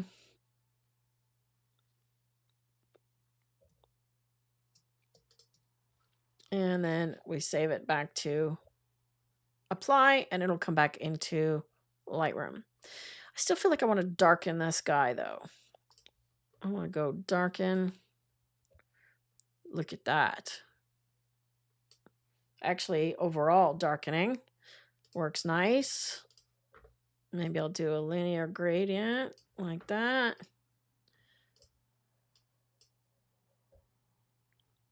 Another linear gradient. I'm just leaving the middle section brighter. This part of the boat here. See that? That's actually quite nice. No, I want to change my mask. Change my mind. Start over again. So linear gradient down to about there. So then you close it, open it again, and you can do a second linear gradient. See that?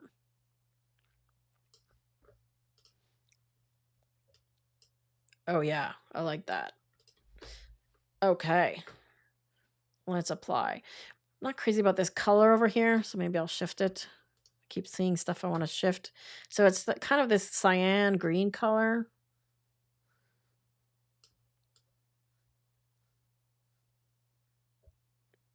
Not sure I'm getting it.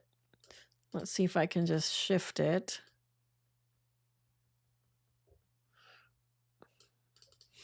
No, weird. Makes a weird color. I'm going to leave it and I'll deal with it in Lightroom. But overall, I think it's done a really nice job. There we go.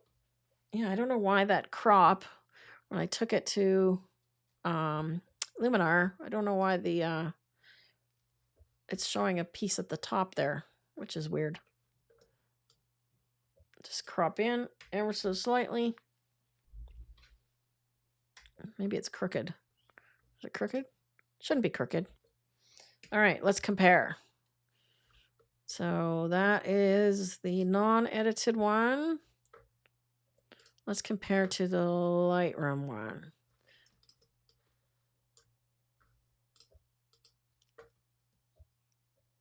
Okay, here we go. So non-edited, upper left. Lightroom, upper right and lower left. Luminar. Actually, let me put the Luminar one over here, and then you can just have those on the bottom. There we go. Luminar, upper right. Lightroom one's on the bottom. So you see the difference with the sky. With Lightroom, I have to affect the whole color. I can't do that sort of different color at the base of the sky compared to the top of the sky. That is what that Twilight Enhancer does. And it's really quite brilliant. I think that's a really nice edit. If I just compare those two, the warmer ones, which one do you like? Left or right? Yeah, I think there's a little bit of a delay with the video. There always is. That's the blue one, right? Which one do you prefer? Luminar? Lightroom, Lightroom. Lightroom cold, Lightroom warm. Which one do you prefer? Rob, which one do you like? You were the one that wanted to see me do that edit. Do we want to print this one and put it on the wall? I kind of like it. This is one of my favorite images from the Japan trip. I really like this one. We got up super early, and again, we drove in the dark in our bus to get there, and then we had almost the whole beach to ourselves.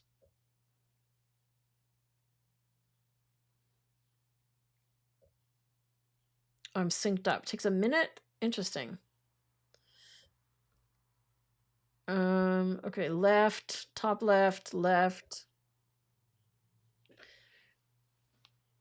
C to itty bitty wings, yes. Luminar, left, left. So everybody's liking the Luminar edit. It just makes so much more depth in the sky, right? I mean, the other ones feel flat. I'm still not crazy about this color in this top corner here, but I can use the color mixer in here. Let's go to hue. Let's see if I can shift it. No. Let's see if I can do point color. Because it's kind of this weird teal color, right? So I want to get as much of it as possible.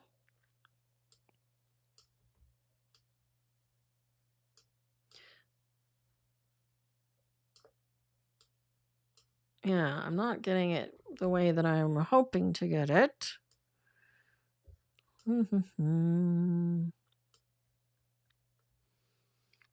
This is to select the color, right? Because I'm trying to shift it so that it's more blue. I decided I didn't want that green color. There, maybe I'll just take some saturation away from it.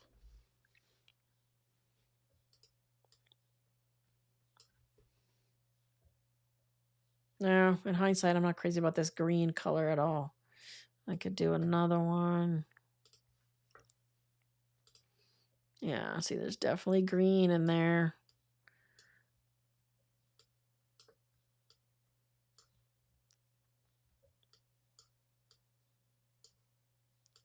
I'd like to add more blue to it.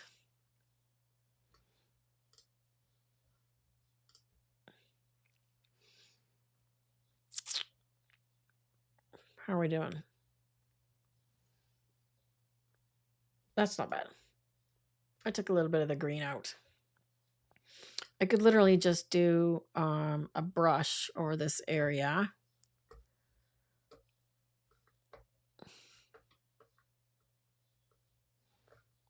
Why will it not let me brush? Brush. Where's my brush?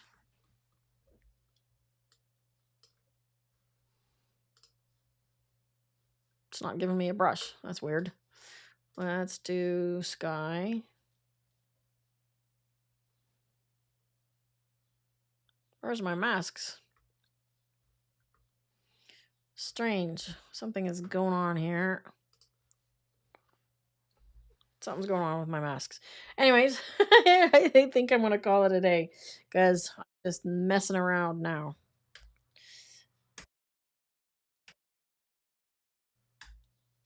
Oh, something's going on with my keyboard. That's why. There we go. Okay. There we go. Something's going on with my keyboard. All right. I am just going to intersect with the brush. So I just want it in this area. And I just want to shift it a bit more blue.